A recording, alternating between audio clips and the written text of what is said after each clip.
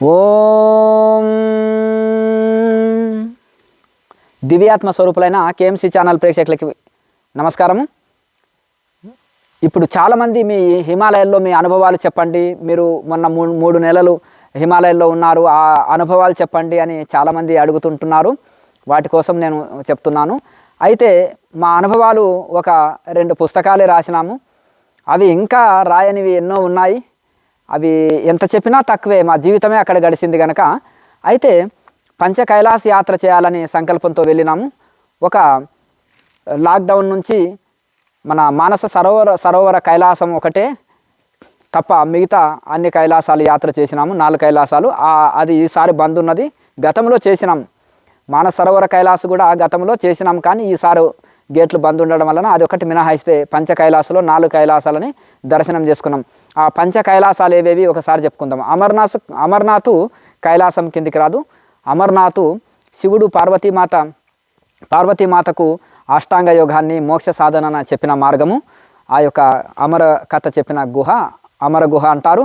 ఇప్పటి కూడా పావురాలు వస్తుంటాయి. ఆ శివుడు చెప్పిన కథను వినడం వలన అమరులు అయిపోయినాయి అవి అని మనకు శాస్త్రం చెప్తుంది. అలాగే పంచ కైలాసాల్లో హిమాచల్లో 3 కైలాసాలు ఉన్నాయి. ఒకటి మణిమహేష్ కైలాసు, రెండవది కిన్నెర కైలాసు, మూడవది శ్రీకంఠ కైలాసు.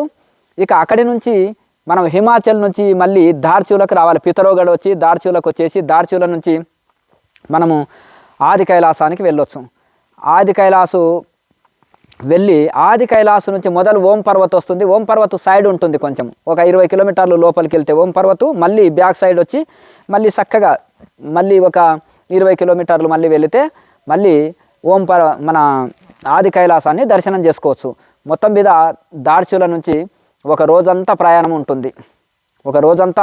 ఉంటుంది ఆది కైలాసు. అంటే వెహికల్లో వెళ్తే, నడుచుకుంటూ వెళ్తే వారం పడుతుంది. అలా ఈ విధంగా మనము ఆ ఓం పర్వత్ నుంచి మళ్ళీ వెనకాల ఒక 100 కిలోమీటర్లు నడిచి వెళ్తే టిబెట్లోకి ఎంటర్ అయ్యి అటు నుంచి మనము ఈ యొక్క మానస సరోవర కైలాసానికి వెళ్ళొచ్చు. అయితే ఇక్కడ ఇది నేపాలు ఇండియా బార్డర్లో ఉంటుంది ఆది కైలాసు. అయితే ఈ యొక్క నది పారుతూ ఉంటుంది, గంగా పారుతూ ఉంటే అటువైపు నేపాల్ ఉంటుంది, గంగకు ఈవల మన ఇండియా ఉంటుంది అనమాట. చాలా ఎత్తైన పర్వతాలు, ఒక లోయలోకి వెళ్ళినట్టే ఉంటుంది. మలుపులు తిరుగుతూ వెళ్ళాలి. ఆ రోళ్ళు చాలా డేంజర్ రోళ్ళు. ఎప్పుడు వెహికల్ లోయలో పడిపోతుందో తెలియదు. ఎప్పుడు బురదతో కూడుకుంటుంది, రాళ్లతో కూడుకుంటుంటుంది. జలపాతాలని వెహికల్స్ దాటాలి, ఒకసారి వెహికల్స్ని తోసుకొని పోతాయి. ఎప్పుడు విపరీతమైన వర్షం వస్తూనే ఉంటుంది. ఎప్పుడు వాతావరణము చేంజ్ అవుతుంది తెలియదు. అప్పుడే చలి ఉంటుంది, అప్పుడే ఎప్పుడో ఒకసారి ఎండ వస్తుంది, అప్పుడే మనం విపరీతమైన చలితో ఉంటుంది. అంత వర్షం ఎప్పుడు రోజంతా వర్షం పడుతుంటుంది, బురద ఉంటుంది. ఆ రోళ్ళు సరిగా లేవు, చాలా కొంచెం అపాయంతో కూడుకున్నది. పూర్వకాలంలో అక్కడి నుంచి గుర్రాల మీద నడుచుకుంటూ కూడా మానస సరోవర యాత్ర వెళ్ళేవాళ్ళు. కానీ ఇప్పుడు ఇక వీజాతోటి వెళ్ళడం ఎప్పుడైతే జరుగుతుందో చైనా వాళ్ళు, అప్పటి నుంచి ఇక్కడ నుంచి వీజా తీసుకొని కూడా నడిచి వెళ్తారు. కానీ అది కొంచెం కఠోరమైన యాత్ర అనమాట. ఇప్పుడు ఇది కూడా అక్కడ ఎందరో మహనీయులు ఇప్పటి కూడా సూక్ష్మ శరీరంలో ఉన్నారు. అంటే మనకు కనిపించకుండానే ఉంటారు, అది దేవభూమి కనుక. అలాగే కొంతమంది సశరీరంలో ఉండి కూడా మరి మనము ఫోటో తీసిన కెమెరాలో రారు, వీడియో తీసినా రారు, నీ కెమెరాకు నేను చిక్కను అంటారు. అలా అటువంటి మహనీయులు కూడా ఉన్నారు. వాళ్ళు సంకల్పం చేత అక్షయ పాత్ర లాంటిది మనము ధర్మరాజు తపస్సు చేసి అతిథి అభ్యాగతులకు మరి భోజనం పెట్టాలనే ఉద్దేశంతో సూర్యోపాసన చేసి తపస్సు చేసి ఆ సూర్యుడి అనుగ్రహంతో అక్షయ పాత్ర పొందారని మనం భారతంలో వింటాము. ఆ అక్షయ పాత్ర మరి ఎంతమందో చేసిన 1000 మందికి కూడా భోజనం పెట్టగలుగుతుంది. అది మంచి రుచికరమైన భోజనము. సంకల్పించి అక్షయ పాత్రలో చేతి పెట్టి మనం సంకల్పించి మనం ఏది చెప్తే అది మనకు ఆ భోజనాన్ని తయారు చేస్తుంది అని మనం విన్నాము. అటువంటి అక్షయ పాత్ర కలిగిన మహనీయులు కూడా మరి అక్కడ హిమాలయాల్లో ఇప్పటికీ ఉన్నారు. కానీ వాళ్ళు పబ్లిసిటీ అవసరం లేదు, వాళ్ళకు ప్రచారం అక్కర్లేదు. దీని వలన మనశ్శాంతి కోల్పోవడం తప్ప మిగిలేది ఏమీ లేదు. వాళ్ళు ఏమి కోరి వాళ్ళకు పబ్లిసిటీ కావాలి, ఏమి కోరి జనాల్లోకి రావాలి, వాళ్ళకు ఏమి ప్రతిఫలం ఉంది. ఇప్పుడు ప్రపంచంలో ఉన్న వ్యక్తులు డబ్బు ఉంటే ఆనందము, కార్లు ఉంటే, ఒక హెలికాప్టర్ ఉంటే ఆనందము, మంచి కార్లు లగ్జరీ కార్లు ఉంటే ఆనందము, మంచి బిల్డింగులు ఉంటే ఆనందము, శబ్ద స్పర్శ రూప రస గంధ అనేది 5 విషయాలు. అంటే మంచిది తింటే, మంచిది చూస్తే, మంచిది వింటే, మంచిది చూస్తే, మంచిది అనుభవిస్తే, అలాగే మంచిది పీల్చుకుంటే, మంచిది చూస్తే, ఇవన్నీ ఈ విషయ దాంట్లో ఉంటుంది. కనుక లోకం కూడా కనకం కాంత కీర్తి అంటే బాగా కీర్తి నాకు అంటే బాగా డబ్బు మీద వ్యామోహము, అలాగే నేను మంచి గౌరవం పొందాలి, కీర్తి పొందాలి, నేనే గొప్పవాడు, ది గ్రేట్ నేనే ఈ ప్రపంచంలో అని అనిపించుకోవాలని ప్రతి ఒక్కరూ తహతహలాడుతుంటారు. అలాగే ఇంకొకటి విషయ భోగాలు అనుభవించాలి అని అందరికీ ఉంటాను. కానీ కనకం కాంత కీర్తి కకారము అంటారనమాట. ఇవన్నిట్లో లోకం కొట్టుకొని పోతుంది. ఇవి జయించిన వాళ్ళు ఈ యొక్క శబ్దస్పర్శ రూప రసగంధాలు ఏవైతే ఉన్నాయో విషయ భోగాలు, కర్మేంద్రియాలు, జ్ఞానేంద్రియాలని వాళ్ళు జయించారు కనుక ఇంకా వాళ్ళకి ఏ ఇది లేదు. వాళ్ళకు కూర్చున్న దగ్గరనే విషయ భోగాలు ప్రపంచంలో ప్రాపంచికులు అనుభవిస్తే ఏ సుఖం వస్తుందో దానికంటే కోటి రెట్లు వాళ్ళ ఆనందాన్ని అనుభవిస్తున్నారు. అమృతం దాగితే అయితే అమృతం దాగిన వాళ్ళకి జావతో అక్కర్లేదు. పరిపూర్ణ సుఖము, సంపూర్ణ సుఖము, బ్రహ్మానందంలో ఓలలాడే వాళ్లకు ఇతర భౌతికమైన సుఖాలతో అక్కరలేదు. ఇప్పుడు ₹1,00,00,000 తన పెట్టెలో ఉంటే ₹1 కోసం పరిగెత్తాడు కదా ఈ పెట్టెను అక్కడ పారేసి, ఎందుకంటే మళ్ళీ ఇది ఎత్తుకొని వెళ్తారని ఎవరన్నా. కనుక అలా ఆ విధంగా మనము మన దగ్గర ఇంటి నిండా డైమండ్సే పెట్టుకొని కంకరరాళ్ళ కోసం పరిగెత్తాం కదా, అలాగే పూర్ణ సుఖము పొందే ఋషి ఇక అతనికి ఏది అక్కర్లేదు. ఇప్పుడు అరణ్యాల్లో ఏమీ కట్టుటకు బట్టలు ఉండవు, తినుటకు తిండి ఉండదు, ఏది ఉండదు. అయినా వాళ్ళు అంత ఆనందంలో ఎలా ఉంటున్నారంటే ఆ ధ్యాన యోగాన్ని ఋషులు చెప్పిన శాస్త్రీయంగా ఉపనిషత్తు ప్రకారం సాధన చేయడం వలన సిద్ధులు పొంది పూర్ణ శాంతితో ఉంటారు. ఆ సిద్ధులు కూడా చాలామంది మహనీయులు వినియోగించరు. అత్యవసరంలో లోక సేవ కోసం, అతిథి అభ్యాగతుల కోసం వినియోగిస్తుంటారు. అలాగే ఇక్కడ వాళ్ళకు ఇంకా పూర్ణ సుఖం ఉంటుంది. అది ఏదో వెళ్తూ ఉంటే ఆ సిద్ధుల్ని ప్రదర్శించాలి, పేరు ప్రతిష్టలు పొందాలి, నేను ది గ్రేట్, నేను గొప్పవాడిని అని అందరిలో అనుకోవాలని సామాన్యులకు ఉంటుంది కొత్తలో. కానీ స్టార్టింగ్లో కోరికలతో ప్రారంభించిన సాధన ఆ కోరికలన్నీ చచ్చిపోతాయి. వాళ్ళకి ఏ కోరికలు ఉండవు. ఇప్పుడు వివేకానంద స్వామి కోరికలతోటే గురువు దగ్గరికి వెళ్ళాడు. కానీ సత్యం గురువు దగ్గర తెలుసుకున్న తర్వాత ఆ కోరికలు చనిపోయినాయి కదా. కుటుంబం కోసం ఆలోచించలే ఎన్నడు. మరి కుటుంబం కోసం ఆలోచించే వెళ్ళాడు మొదలు, కానీ తర్వాత ఆలోచించలే. చాలామంది మహనీయులు కొంతమంది భౌతికమైన సమస్యల కోసం సాధనలు వచ్చినా, ఇంకా రకరకాల వాటితో వచ్చినా కానీ ఈ సాధన చేయగా వాళ్ళకు ప్రపంచ భ్రాంతి, సంసారము, మోహము, వ్యామోహము, నేను నాది అనేది చచ్చిపోతుంది. వాళ్లకు ఆ బ్రహ్మానంద స్థితిలో శరీరాన్ని, ప్రపంచాన్ని మార్చి బ్రహ్మానందాన్ని అనుభవిస్తారు. కనుక ఇక వాళ్ళకి ఇంక ఏ కోరికలు లేవు, ఏది అవసరం లేదు వాళ్ళకి. చాలామంది మహనీయులు, ఒక మహనీయుడు ఆయనని అదృశ్య బాబా అంటారు. ఆయన చాలా విచిత్రమైన మహనీయుడు. ఆది కైలాసం మేము వెళ్ళినప్పుడు ఇక కొద్ది దూరము వెళ్ళిన తర్వాత, కొంత సాధువుల వెహికల్లో వెళ్ళిన తర్వాత అక్కడి నుంచి మేము పాదయాత్రలు, ఇంకా అక్కడ కొన్ని చోట్ల పాదయాత్రలు చేసేదే ఉంటుంది. ఆ పాదయాత్ర చేసుకుంటూ సాధు సజ్జనుల సాంగత్యంలో, చాలామంది మీరు యాత్రలు తీసుకెళ్ళొచ్చు కదా స్వామీజీ అంటారు, ట్రావెల్స్ వాళ్ళు చేసే పని అది. ఎందుకంటే ఇప్పుడు మేము ఆ వైరాగ్య పరులము ఓ చిన్న జోలె వేసుకుని వెళ్ళిందంటే ఇక వెళ్తూనే ఉంటాం. సాధు సజ్జనుల మధ్యలో తిరుగులాడతాం మేము. వీళ్ళు ఉంటే ఏం చేయాలి, గృహస్థులు ఎంబడి ఒకవేళ మేము వెళ్ళలేదు కూడా ఇంతవరకు, వెళ్ళను కూడా.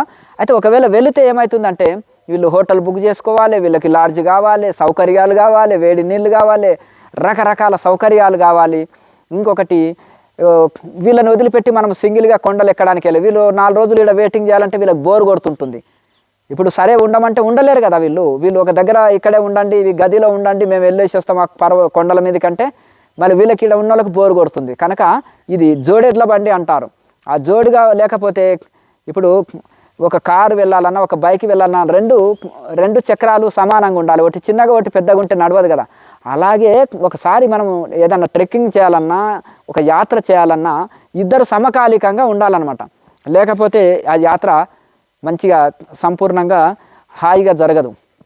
కనుక ఆ విధంగా మనం వైరాగ్య పరువులు ఎంబడి నడుచుకుంటూ వెళ్ళడము, అలాగే మహనీయుల మధ్యలో గడపడం అనేది మాకు ఇష్టం. కనుక ఇట్లా ఇతరులతో వెళ్ళినప్పుడు అది సాధ్యం కాదు. కనుక మేము చిన్నప్పటి సంది ఎప్పుడు యాత్ర చేసినా, ఎప్పుడు వెళ్తామో ఎప్పుడు వస్తామో తెలియదు. కనుక ఒంటరి ప్రయాణమే ఇష్టపడతాం. ఈరోజు ఒక మహనీయునితో సాంగత్యం చేసినామంటే మళ్ళీ రేపు ఇంకో స్థలానికి వెళ్ళిపోవడమే. మధ్యలో దారిలో కొంతమంది మహనీయులు మనకు కలుస్తారు, సత్సంగం చేస్తాం.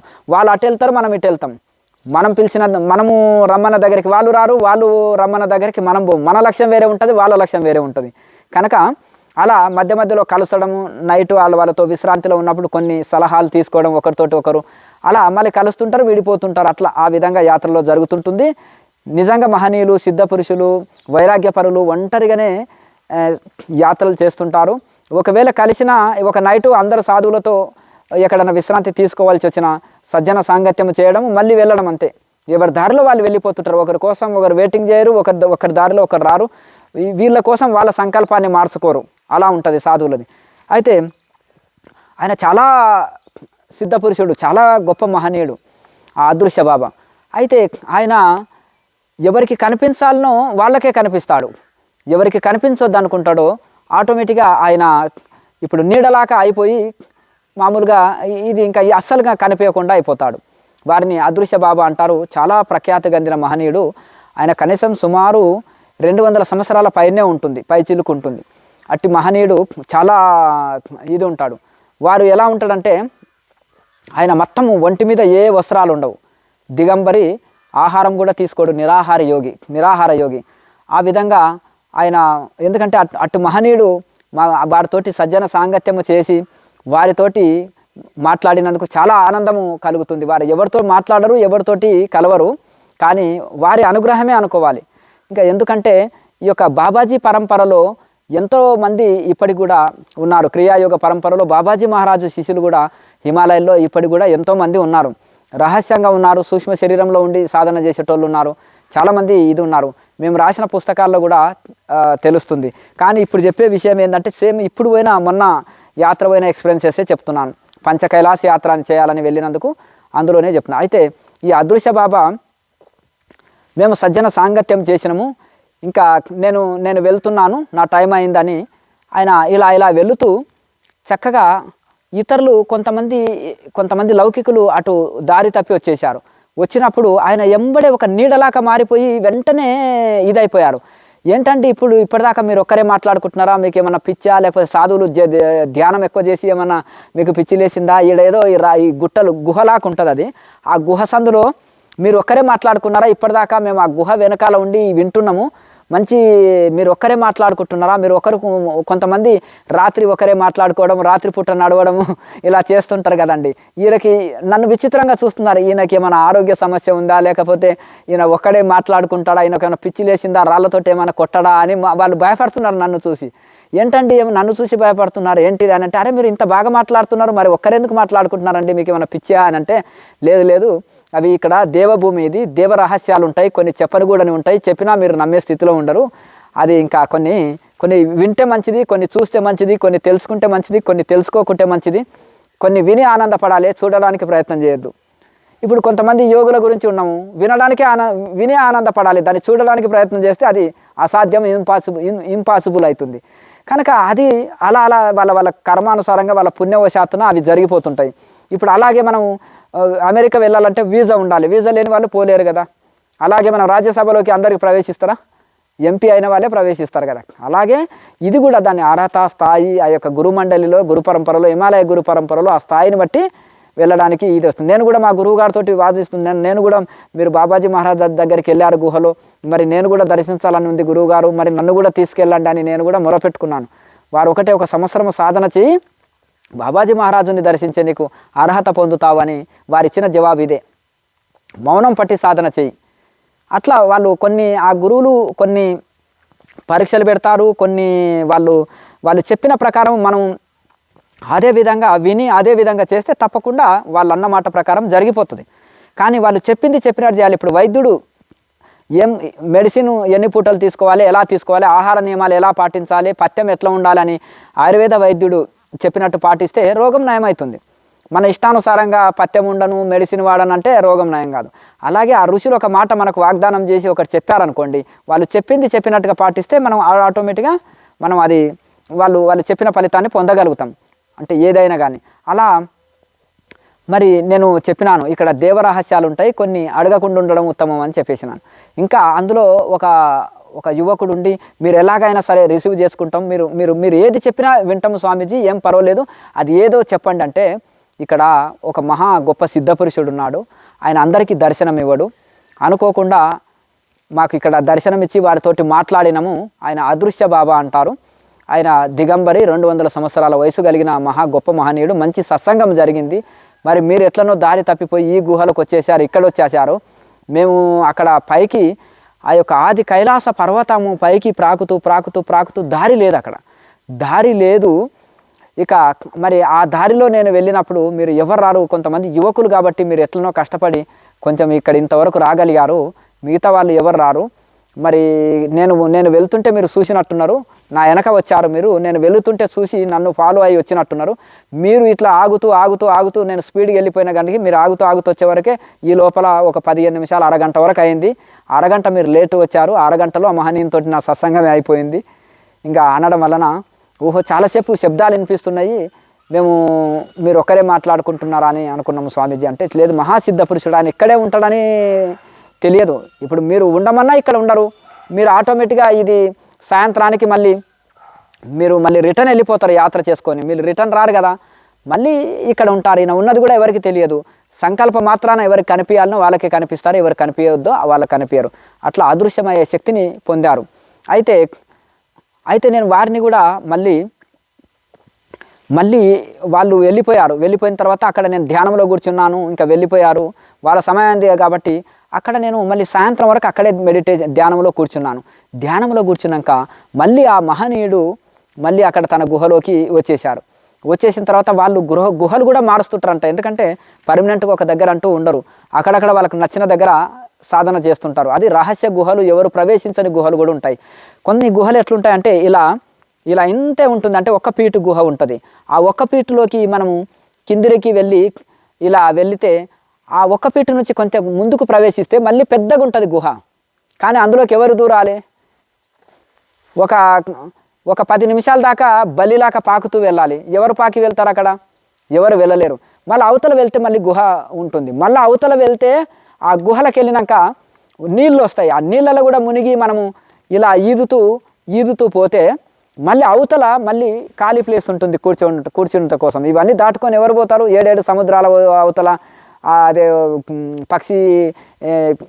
పక్షి అంటే చిలుకలో ఆ యొక్క మాయల పకీరు యొక్క అతని యొక్క జీవి అందులో ఉంది అని చెప్పినట్టుగా ఉంటుంది. అవి 7 సముద్రాలు ఎవరు దాటాలి, అక్కడ ఇది వెళ్ళాలి కనుక ఆ విధంగా మరి ఇట్లా రహస్యంగా ఉంటాయి. అంటే అది ఎలా ఉంటుందంటే మనం పెద్ద వాటర్ లైన్ వేస్తారు చూడండి, పైపులు చాలా 5 ఫీట్ల పొడుగుండే వాటర్ లైన్ పైపు, అటువంటి సొరంగ గుహ ఉన్నదనుకో, అందులో నిండా పైపు నిండా నీళ్ళే. ఒకసారి ఊహించుకోండి, ఒక పైపుని వాటర్ లైన్ పైపు ఉంటుంది, 5 ఫీట్ల పైపులు వేస్తారు, ఒక్కొక్కటి ఎత్తు 5 ఫీట్లు ఉంటాయి వాటర్ లైన్. అదే పైపు గుహ అనుకోండి, నడుచుకుంటూ వెళ్ళొచ్చు అనుకోండి. మరి ఆ పైపు నిండా నీళ్ళు ఉన్నాయనుకో, అవతలకి దాటగలుగుతావా? దాటలేం కదా. అయితే మనము కొద్ది దూరము అందులో మునిగి ఈదుతూ పోతే మళ్ళీ అవతల మళ్ళీ నీళ్లు తగ్గినాక కొద్ది నడుచుకుంటూ వెళ్తే అవతల పోతే మళ్ళీ నీళ్లు ఉండవన్నమాట. అటువంటి గుహలు కూడా సంకల్ప శక్తితోటి ఋషులు ఏర్పాటు చేసుకున్నారు. అటువంటివి కూడా ఉన్నాయి, ఆ రహస్యమైన గుహలు ఉన్నాయి. ఆ మహనీయుని మీరు ఈ శక్తి ఎలా పొందారు మహాత్మా, దయచేసి చెప్పండి అంటే, సమస్త యోగ విద్యలకి నువ్వు హిమాలయ పరంపరలో ఉన్నావు, నువ్వు మా బిడ్డవి, మా పరంపరలో ఉన్నావు కాబట్టి నువ్వు అడిగిన జవాబుకు మేము ఆన్సర్ చేస్తున్నాము. కానీ ఇది అని చెప్పారు. అయితే ఇంకా నేను కూడా ఏం చేసినట్టే, నా దగ్గర కెమెరా ఉంది కనుక ఈ మహనీయులు కొంతమంది తీయనియర్ అని నేను ఆన్ చేసేసి అక్కడ పెట్టేసినాను. ఆ కెమెరాలో చూస్తే ఏమి రాలేదు. అంటే నువ్వు కెమెరా ఆన్ చేసినావు, నీ కెమెరాలో ఏం రాదు అని లాస్ట్కు చెప్పారు. నేను ఇంటర్వ్యూ అంతా వచ్చేసిందేమో అని నేను అనుకున్నాను. చూస్తే బ్లాక్ కలర్ వచ్చింది. ఏంది మహాత్మా మరి ఇట్లా అయింది అంటే, ఏమీ రాదు, మమ్మల్ని అడగకుండా నువ్వు తీసినావు అన్నారు. అట్టే పోనీ ఇప్పుడు అడుగుతాను, కొంచెం ఒక 2 నిమిషాల వీడియోనన్నా తీస్తే మీలాంటి మహనీయులు ప్రపంచంలో అందరికీ దర్శనం ఇస్తే బాగుంటుంది. అంటే వాళ్ళ కర్మ వాళ్ళ ఆకలికి వాళ్ళు తింటారు. వాళ్ళకు ఇది వచ్చినప్పుడు వాళ్ళు ఆ పుణ్యం ఉంటే దర్శించుకుంటారు, ఆ పుణ్యం లేకపోతే దర్శించుకోలేరు. నీ వరకు నువ్వు గతంలో 1-2 సార్లు కలిసినవు, దర్శనం చేసుకున్నావు, అది మనసులో పెట్టుకో. అవసరం ఇంకా అవన్నీ వీడియో రూపంలో పెట్టనక్కర్లేదు, అవన్నీ మా ఏకాంతానికి ఇబ్బంది అవుతుంది. అయినా వాళ్ళు వచ్చినా మేము కనిపించము, కానీ మాకు ఆ యొక్క ప్రపంచంలో కనిపించాలనే సంకల్పం లేదు, ఆ కోరిక లేదు కనుక ఇప్పుడు కనిపించి తర్వాత మళ్ళీ అదృశ్యంగా అవ్వడం దేనికి, అసలు కనిపించాలనే కోరికనే లేదు. ఎవరికి వైరాగ్య పరులకు కనిపించాలనో వాళ్ళకి కనిపిస్తాం, ఎవరితో సత్సంగం చేయాలనో వాళ్ళతో సత్సంగం చేస్తాం, అలా జరిగిపోతుంటుంది. ఇది దేవరహస్యాలు, దేవభూమి. ఎంతో చిత్రమైన లీలా పురుషులు మహనీయులు ఉన్నారు. ఇక్కడనే ఈ ఆది కైలాస పర్వతం చుట్టూ ఆ వెనకాలో ఇక్కడ ఇవన్నీ కూడా టిబెట్ బార్డర్లో అక్కడ మానస సరోవరం వెళ్ళే దారిలో నా మిత్రులు ఎందరో ఉన్నారు, సూక్ష్మ శరీరంలో ఉంటారు. వాళ్ళు అలా ఉంటుంటారు. ఎక్కడ సంకల్ప మాత్రాన ఎక్కడికైనా వెళ్ళిపోతారు, ఎక్కడైనా సాధన చేసుకుంటారు, వాళ్ళు రహస్యంగా ఉంటారు అని ఆ యొక్క అదృశ్య బాబా చెప్పడం జరిగింది. అయితే మళ్ళీ నేను వారిని ఈ శక్తి మీరు ఎలా పొందారు, మీ పరంపర ఏంటిది మహాత్మా అంటే వారు ఒకటే చెప్పారనమాట. నేను బాబాజీ మహారాజు పరంపరలో క్రియాయోగాని ఆచరించినాను. అయితే అక్కడ లాహిరి మహాశయని కూడా నేను చూసినాను. లాహిరి మహాశయ మొదలు బాబాజీ మహారాజుకు బ్రహ్మచారి శిష్యుడే, కానీ బాబాజీ మహారాజు వారిని సంకల్పం చేత లోకంలోకి పంపించి వాళ్ళ గృహస్థాశ్రమంలో మళ్ళీ జన్మ తీసుకునేటట్టు చేసి మళ్ళీ గృహస్థాశ్రమం నుంచి మళ్ళీ ఆయన దగ్గరికి బాబాజీ దగ్గరికి రప్పించుకొని క్రియాయోగ దీక్ష ఇచ్చి దీన్ని వ్యాప్తి చేయండి అని లాహిరి మహాశయకు చెప్పడం జరిగింది.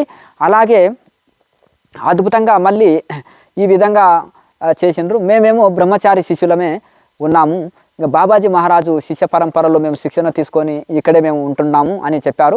అలాగే ఇంకా మానస సరోవర దారిలో ఇంకా ఎందరో మహనీయులు ఉన్నారు, వాళ్ళ అదృశ్య రూపంలో ఉండేటోళ్ళు ఉన్నారు, చాలా ఇది ఉన్నారు అని చెప్పారు. ఈ శక్తిని మీరు ఎట్లా పొందారు మహనీయ అంటే సమస్త యోగ విద్యలకి ఉపనిషత్తులు, యోగోపనిషత్తులే ఆధారము. భగవద్గీత కూడా ఉపనిషత్తు సారము, అలాగే పతంజలి సూత్రాలు ఉపనిషత్తు సారము. భగవద్గీతలో కూడా కృష్ణ పరమాత్మ ఉపనిషత్తు బ్రహ్మ విద్య యోగ శాస్త్రే అని చెప్పారు కనుక ఇది ఉపనిషత్తు సారము, బ్రహ్మ విద్య యోగ శాస్త్రం, శ్రీకృష్ణార్జునుల సంవాదము అని చెప్పారు కనుక భగవద్గీత కూడా ఉపనిషత్తు సారమే. అందులో ఉన్న యోగ శ్లోకాలు ఉన్నాయి, జ్ఞానానికి సంబంధించిన శ్లోకాలు ఉన్నాయి, అలాగే జ్ఞాని శ్లోకాలు ఉన్నాయి, ఆ వైరాగ్య శ్లోకాలు ఉన్నాయి, అలాగే భక్తికి సంబంధించిన శ్లోకాలు ఉన్నాయి, అన్ని రకాలై ఉన్నాయి భగవద్గీత. అది అన్నిటినీ కలిపితేనే భగవద్గీత అన్నమాట. కనుక ఆ భగవద్గీత కూడా ఉపనిషత్తు సారమే. కనుక పతంజలి సూత్రాలు కూడా ఉపనిషత్తు సారమే. ఆ పతంజలి మహర్షి చెప్పిన అష్టసిద్ధులు ఉన్నది సత్యము. ఆ పతంజలి మహర్షి చెప్పినట్టుగా మనము ఆ సమాధిని గొప్పగా వర్ణించి ఏ సాధనలు చేస్తే సమాధి స్థితి కలుగుతుందని సాధన పాదంలో ఇచ్చారు. అలా మేము క్రియాయోగాన్ని ఆచరించినము. మా చిన్నప్పుడు కూడా ఆసక్తితోటి హఠయోగాన్ని కూడా బాగా ఆచరించినాము. ఇవన్నీ హఠయోగం అనేది చాలా కఠిన పద్ధతిలో పొందేది, క్రియాయోగం అనేది చాలా ఈజీ పద్ధతిలో ఇది చేసేది. సమస్త యోగ రహస్యాలు మాకు తెలుసు, సమస్త యోగ సాధనలు చేసినాము. అయితే యోగి ఎప్పుడైతే చక్కగా సిద్ధాసనంలో మలద్వారాన్ని లాక్ చేసి వేసేసి మహాబంధనాన్ని వేసుకొని మూలబంధనాన్ని ఉద్యాన బంధనం జలంధర బంధనం వేసేసుకొని మరి ఆ విధంగా సమ్యక్గా మూలాధారంలో ఉన్న ఆ కుండలిని తీసుకొని వచ్చి సహస్రారంలో నిలుపుకొని సమాధి స్థితిలో ఉన్నప్పుడు అక్కడ తన ఇచ్ఛా సంకల్ప మాత్రాన తన కోరిక మేరకు ఇంకా ఏదైనా చేయగలుగుతాడు. ఆ స్థితిలో ఉంచి మేము ఏదైనా చేయగలుగుతాము. అప్పుడు మేము అదృశ్యం కావాలంటే అదృశ్యం కాగలుగుతాము, కొండంత శరీరాన్ని పెంచాలంటే కొండంత పెంచగలుగుతాము, దోమ కంటే సన్నం కావాలంటే అవుతాము, ఇంకా అలాగే మేము అస్సలు కనిపించకుండా ఉండాలంటే కూడా కాగలుగుతాము. స్టార్టింగ్లో ఎంతో కఠోర సాధన చేస్తే కానీ మనసు నిలవదు. సమాధిలోకి వెళ్ళాలంటే సంవత్సరాలు కావచ్చు, కొన్ని జన్మలు కూడా పట్టవచ్చు. కానీ యోగి సంకల్ప మాత్రాన ఒక 5 నిమిషాల లోపలనే సమాధిలోకి వెళ్ళిపోగలుగుతారు మహాసిద్ధ పురుషులు. ఇక వాళ్ళు ఎలా అంటే ఇప్పుడు ఒక కోతి ఈ చెట్టు నుంచి ఆ చెట్టు మీదకి జంపు చేసినట్టుగా ఒకేసారి లాంగ్ జంప్ చేసేస్తారు. అలా చక్కగా సహస్రారంలో నిలవగలుగుతారు వాళ్ళు. అంత స్పీడ్గా ఇదంటే బైక్ నడిపిన వాడు కొండల మీద పర్వతాల మీద కూడా నడిపిస్తారు చూడండి. మరి పెద్ద పెద్ద కొండల మీద కూడా బైక్ రైడింగ్ చేసినప్పుడు అసలు కొండలు కూడా ఎక్కి దూకుతుంటారు. ఇక్కడ రోడ్డునే చక్కగా నడపలేరు బైక్ రాని వాళ్ళు. కనుక అలాగే అందులో ఆరితేరిన వాళ్ళు, మహనీయులు యోగంలో ఆరితేరిన వాళ్ళు సంకల్ప మాత్రాన ఏదైనా చేయగలుగుతారు, నిమిషంలో కూడా సమాధి స్థితిలోకి వెళ్ళిపోగలుగుతారని చెప్పారు. ఆ యొక్క నేను ఆ శూన్యం మీద దృష్టి పెట్టి ధ్యానించి సంకల్పం చేసినప్పుడు ఆటోమేటిక్గా నాది శూన్యంగా మారిపోతుంది నా శరీరం. శూన్యం అంటే చీకటి, లేకపోతే ఏమీ లేకుండా అయిపోవడం, మాయమైపోవడం. శూన్యం అంటే మాయమైపోవడం, చీకటిగా మారిపోవడం, ఏం లేకుండా అయిపోవడం. అలాగే ఇక ఆ విధంగా ఇది అయ్యారు. అప్పుడే మరి మహాత్మా మరి మీరు ఇంత మహాసిద్ధ పురుషులు సమాజంలోకి వచ్చి ఎంతో సేవ చేయాలి కదా స్వామీజీ, మీ వలన ఎంతో సేవ జరుగుతుందంటే అది మా డ్యూటీ కాదు, అది మేము బ్రహ్మానందంలో ఓలేలాడేటోళ్ళము, మాకు ఏది అక్కరలేదు ఈ ప్రపంచంతో అన్నారు. మరి లోకంలో మారే వాళ్ళే మారుతారు, మారని వాళ్ళు మారరు. కర్మ అనేది బలమైంది, కర్మచక్రం అనేది బలమైంది. కనుక అందరు వేద పాఠశాలలనే చదువుకున్నారు, ఎవరు కౌరవులు పాండవులు. కానీ కౌరవులు మారారా? దుర్యోధనుడు ధర్మం అంటే తెలుసు స్వామి, చేయబుద్ధి అయితే లేదు, అధర్మం అంటే తెలుసు కానీ వదలబుద్ధి అయితే లేదు అన్నారు. అంటే కర్మం అనేది అంత దృఢమైంది అనమాట. కనుక వాళ్ళ కర్మానుసారంగానే ఈశ్వరుడి సృష్టి చక్రం చక్కగా నడుస్తుంది. సృష్టిని మార్చలేవు, దృష్టిని మార్చుకో అన్నారు. ఎలా అంటే సృష్టి చక్రం ఏంటంటే ఇతరుల కర్మలని ఇప్పుడు అందరూ సమస్యలు ఉన్నోళ్ళు వస్తారు, కష్టాలు దుఃఖాలు పోవాలని వస్తారు, కానీ మోక్ష సాధన చేయమంటే ఎవరు చేయనికి లేదు. పర్సెంటేజీలు కూడా మాట్లాడతారు, నీకు ఏదంటే అది ఇస్తాము స్వామీజీ అని కూడా ఆశ పెడతారు. కానీ ఇక్కడ ఇది చేయండి అంటే చేసేవాళ్ళు చాలా అంత ఓపికలు ఉండవు. అయితే ఇక్కడ ఈశ్వరుడు యొక్క సృష్టి చక్రానికి అడ్డుపోవద్దు. ఒక యోగి సంకల్పం చేత ఇతరులకు ఎంతైనా మేలు చేయగలుగుతాడు, కానీ వాళ్ళ ఆ కర్మను అనుభవించాలని భగవంతుడు వాళ్ళకి ఆ కర్మని ఇచ్చాడు. కానీ అది మనం బలవంతంగా దాన్ని తొలగించడం వలన మరి వాళ్ళకి ఆ కర్మచక్రంలో ఈశ్వరుడి సృష్టి చక్రానికి అడ్డుపోయినట్టే కదా. ఇప్పుడు ఉదాహరణకి రాజ్యాంగం ఉంది, ఒక రాజ్యాంగంలో కొన్ని మనము ఇప్పుడు కొంత తప్పు చేసిన వాడిని తప్పిస్తే ఎట్లా? రాజ్యాంగంలో ఉండే కొన్ని చిన్న చిన్న ఆ విధంగా రాజ్యాంగంలో ఉండే చిన్న చిన్న వాటి ఏమన్నా ఉంటాయనుకోండి, చిన్న అవి అందులో ఉండే తప్పించుకోనికే ఏ విధంగా నేను తప్పించుకోవచ్చు అని తప్పించుకుంటే ఎట్లా చెప్పండి? అలాగే ఉత్తమ పౌరులు రాజ్యాంగం ప్రకారము జీవించాలి, ఇతరులు రాజ్యాంగ ప్రకారంగా జీవించేటట్టు చేయాలి. అలాగే ఉత్తమ భక్తులు యోగులు ఈశ్వరుడు ఏదైతే నిర్ణయం చేసిండో సృష్టి చక్రాన్ని ఎట్లయితే రచించాడో ఆ ఈశ్వరుడి ఆజ్ఞ ప్రకారం ఆయన చెప్పిన శాస్త్రాల ప్రకారం నడుచుకోవాలి, ఇతరులు నడుచుకున్నట కోసము సహాయపడాలి. అంతేకాని ఈశ్వర సృష్టికి ఈశ్వరుని కార్యాలకు అడ్డుపోకూడదు. అది ఎలా తప్పించుకోవాలని కూడా చూడకూడదు. ఇప్పుడు మనం రాజ్యాంగంలో కూడా కొన్ని లోపాలతో తప్పించుకోవచ్చు, కానీ ఈశ్వరుడు వేసే శిక్షని ఎవరూ తప్పించుకోలేరు. అది శారీరకంగా ఉంటుంది, మానసికంగా ఉంటుంది, అన్ని రకాలుగా ఉంటుంది భగవంతుడి పనిష్మెంట్. ఇక్కడ ఎన్ని రకాలైన లంచాలతోటి తప్పించుకోవచ్చు, మనము ఇంకేదైనా చేయొచ్చు, కానీ ఈశ్వరుడు వేసే ఆ పనిష్మెంట్ ఎట్లా ఉంటుందంటే శారీరకంగా మానసికంగా అన్ని రకాలుగా ఉంటుంది. కనుక అక్కడ ఎవరు తప్పించుకోలేరు. మనం ఇప్పుడు జైల్లో పెట్టారనుకోండి, నా శరీరాన్ని హింసించుకోండి కానీ నా మనసుని మీరు ఏం చేయలేదు, నా మనసు ఇంటికి వెళ్ళి ఇంటి దగ్గర ఉంటుంది, నన్ను ఏం చేస్తారంటారు. కానీ భగవంతుడి పనిష్మెంట్ ఎట్లుంటుంది అంటే శారీరకంగా ఉంటుంది, మానసికంగా ఉంటుంది, రెండు రకాలుగా ఉంటుంది. కనుక ఆ విధంగా ధర్మమైన జీవితం మనము గడపాలి. కనుక ఆ విధంగా మనకు ఈ యొక్క ఆ మహనీయులు, ఎందుకంటే ఎవరెవరిని ఏ కార్యానికి ఈశ్వరుడు పంపారో, ఎవరెవరిని దేనికోసం ఇది చేశారో, ఎవరెవరి డ్యూటీలు వాళ్ళు చేసుకోవడానికి ఈశ్వరుడు ఆల్రెడీ నిర్ణయించిండు. ఎవరెవరే కర్మలు అనుభవించాలనో అవి ఆల్రెడీ సృష్టి చక్రంలో రచించిండ్రు. మనం ఎవరం వాళ్ళని ఇది చేయడానికి ఆ డ్యూటీ వేరే వాళ్ళకి ఇచ్చారు. కొంతమంది ఇప్పుడు శంకరాచార్య మహనీయుడు, అలాగే వివేకానంద స్వామి సమాజంలో సేవ చేయడానికి వచ్చారు, దయానంద సరస్వతి, మలయాళ స్వామి, ఇటువంటి వాళ్ళు. అలాగే ఇంకా గొప్ప మహనీయులు అవధూతలుగా ఉండడానికి వాళ్ళ యొక్క ప్రారంధము అవధూతగా ఉండడానికి అలా ఉంటుంది. వీళ్ళు వాళ్ళలాగా ఉండాలి, వాళ్ళు వీళ్ళలాగా ఉండాలని ఉండదనమాట. కనుక ఎవరెవరి యొక్క అంటే వాళ్ళ గురువుల సంకల్పము, దైవ సంకల్పము, వాళ్ళ సొంత సంకల్పం ద్వారా ఇది జరుగుతుంటుంది. ఒక తరించిన మహనీయుడికి ఇక తను స్వేచ్ఛాజీవి, అవధూతగా ఉండొచ్చు, సంఘ సంస్కర్తగా ఉండొచ్చు, సమాజంలో సేవ చేయొచ్చు, అవధూతగా ఉండొచ్చు, ఎలాగనే ఉండొచ్చు. ఆయన పూర్ణ స్వేచ్ఛ, పూర్ణ స్వతంత్రం ఉంటుంది. ఇక శరీరము ప్రారంధం ఉన్నంత వరకు శరీరం ఉంటుంది, ఆ శరీరం ఉంటుంది, కానీ ఆయన ఎలాగైనా ఉండొచ్చు. ఇంకా అంటే అవధూతలాగా ఉండొచ్చు, కర్మలు చేయొచ్చు, విడవచ్చు. కర్మలు చేస్తే లాభం లేదు, చేయకపోతే నష్టం లేదు ఒక బ్రహ్మజ్ఞానికి. కనుక ఈ విధంగా చాలామంది ఏంటంటే ఈ బ్రహ్మజ్ఞానుల పేరు తీసుకొని కూడా మళ్ళీ ఉల్టా పనులు చేస్తూ బ్రహ్మజ్ఞానులకు మాకు దోషం లేదంటారు.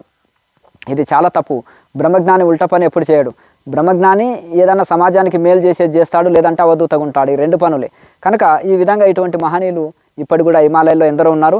అయితే నేను ఆ శూన్యం మీద దృష్టి పెట్టి ధ్యానించడం వలన, ధ్యానించి సంకల్పం మాత్రాన నేను శూన్యంగా మారిపోతాను. అంటే ఏమీ ఆ శరీరము మాయమైపోతుంటుంది, అదృశ్యం అయిపోతుంటుంది. కనుక మళ్ళీ నేను ఒకసారి ఆ యొక్క పెద్ద పర్వతం మీద నా దృష్టి కేంద్రీకరించి నేను ధ్యానించడం వలన ఆ యొక్క పర్వతంలాగా మారిపోతాను. అంటే అంత పెద్ద శరీరాన్ని కూడా నేను చేయగలుగుతాను అని చెప్పడం జరిగింది. అంటే అష్టసిద్ధుల్లో ఆ మహనీయుడు ఆరితేరాడు. కనుక అటువంటి దగ్గరికి వెళ్ళి, రాజు దగ్గరికి వెళ్ళి నూకలు అడగొద్దు, మనులు మాణిక్యాలు అడగాలి. కనుక అలా అటువంటి మహనీయుల దగ్గరికి వెళ్ళి స్వల్పమైన కోరికలు, అప్పుల్లో ఉన్నానండి స్వామీజీ గారు, లేకపోతే నాకు సంతానం లేదండి స్వామీజీ గారు, బాబా గారు అని ఇది కాదు అడిగేది. నేను ఈ జన్మలో ఎట్లా కడ తీరుతాను, నాకు మోక్షం వస్తుందా స్వామీజీ అని అదే అడగాలి. నేను ఈ జన్మలోనే మోక్షం కావాలి స్వామీజీ అని వివేకానంద స్వామి అడిగారు కదా రామకృష్ణ పరమహంసని. అట్లా రాజు దగ్గరికి వెళ్ళి నూకలు పెట్టండి, కాస్త ₹1 బస్ ఛార్జీకి తక్కువైందండి ఇవ్వండి, ఇది కాదు అడిగేది. కనుక ఆ విధంగా మహనీయుల దర్శనమే చాలా అరుదు.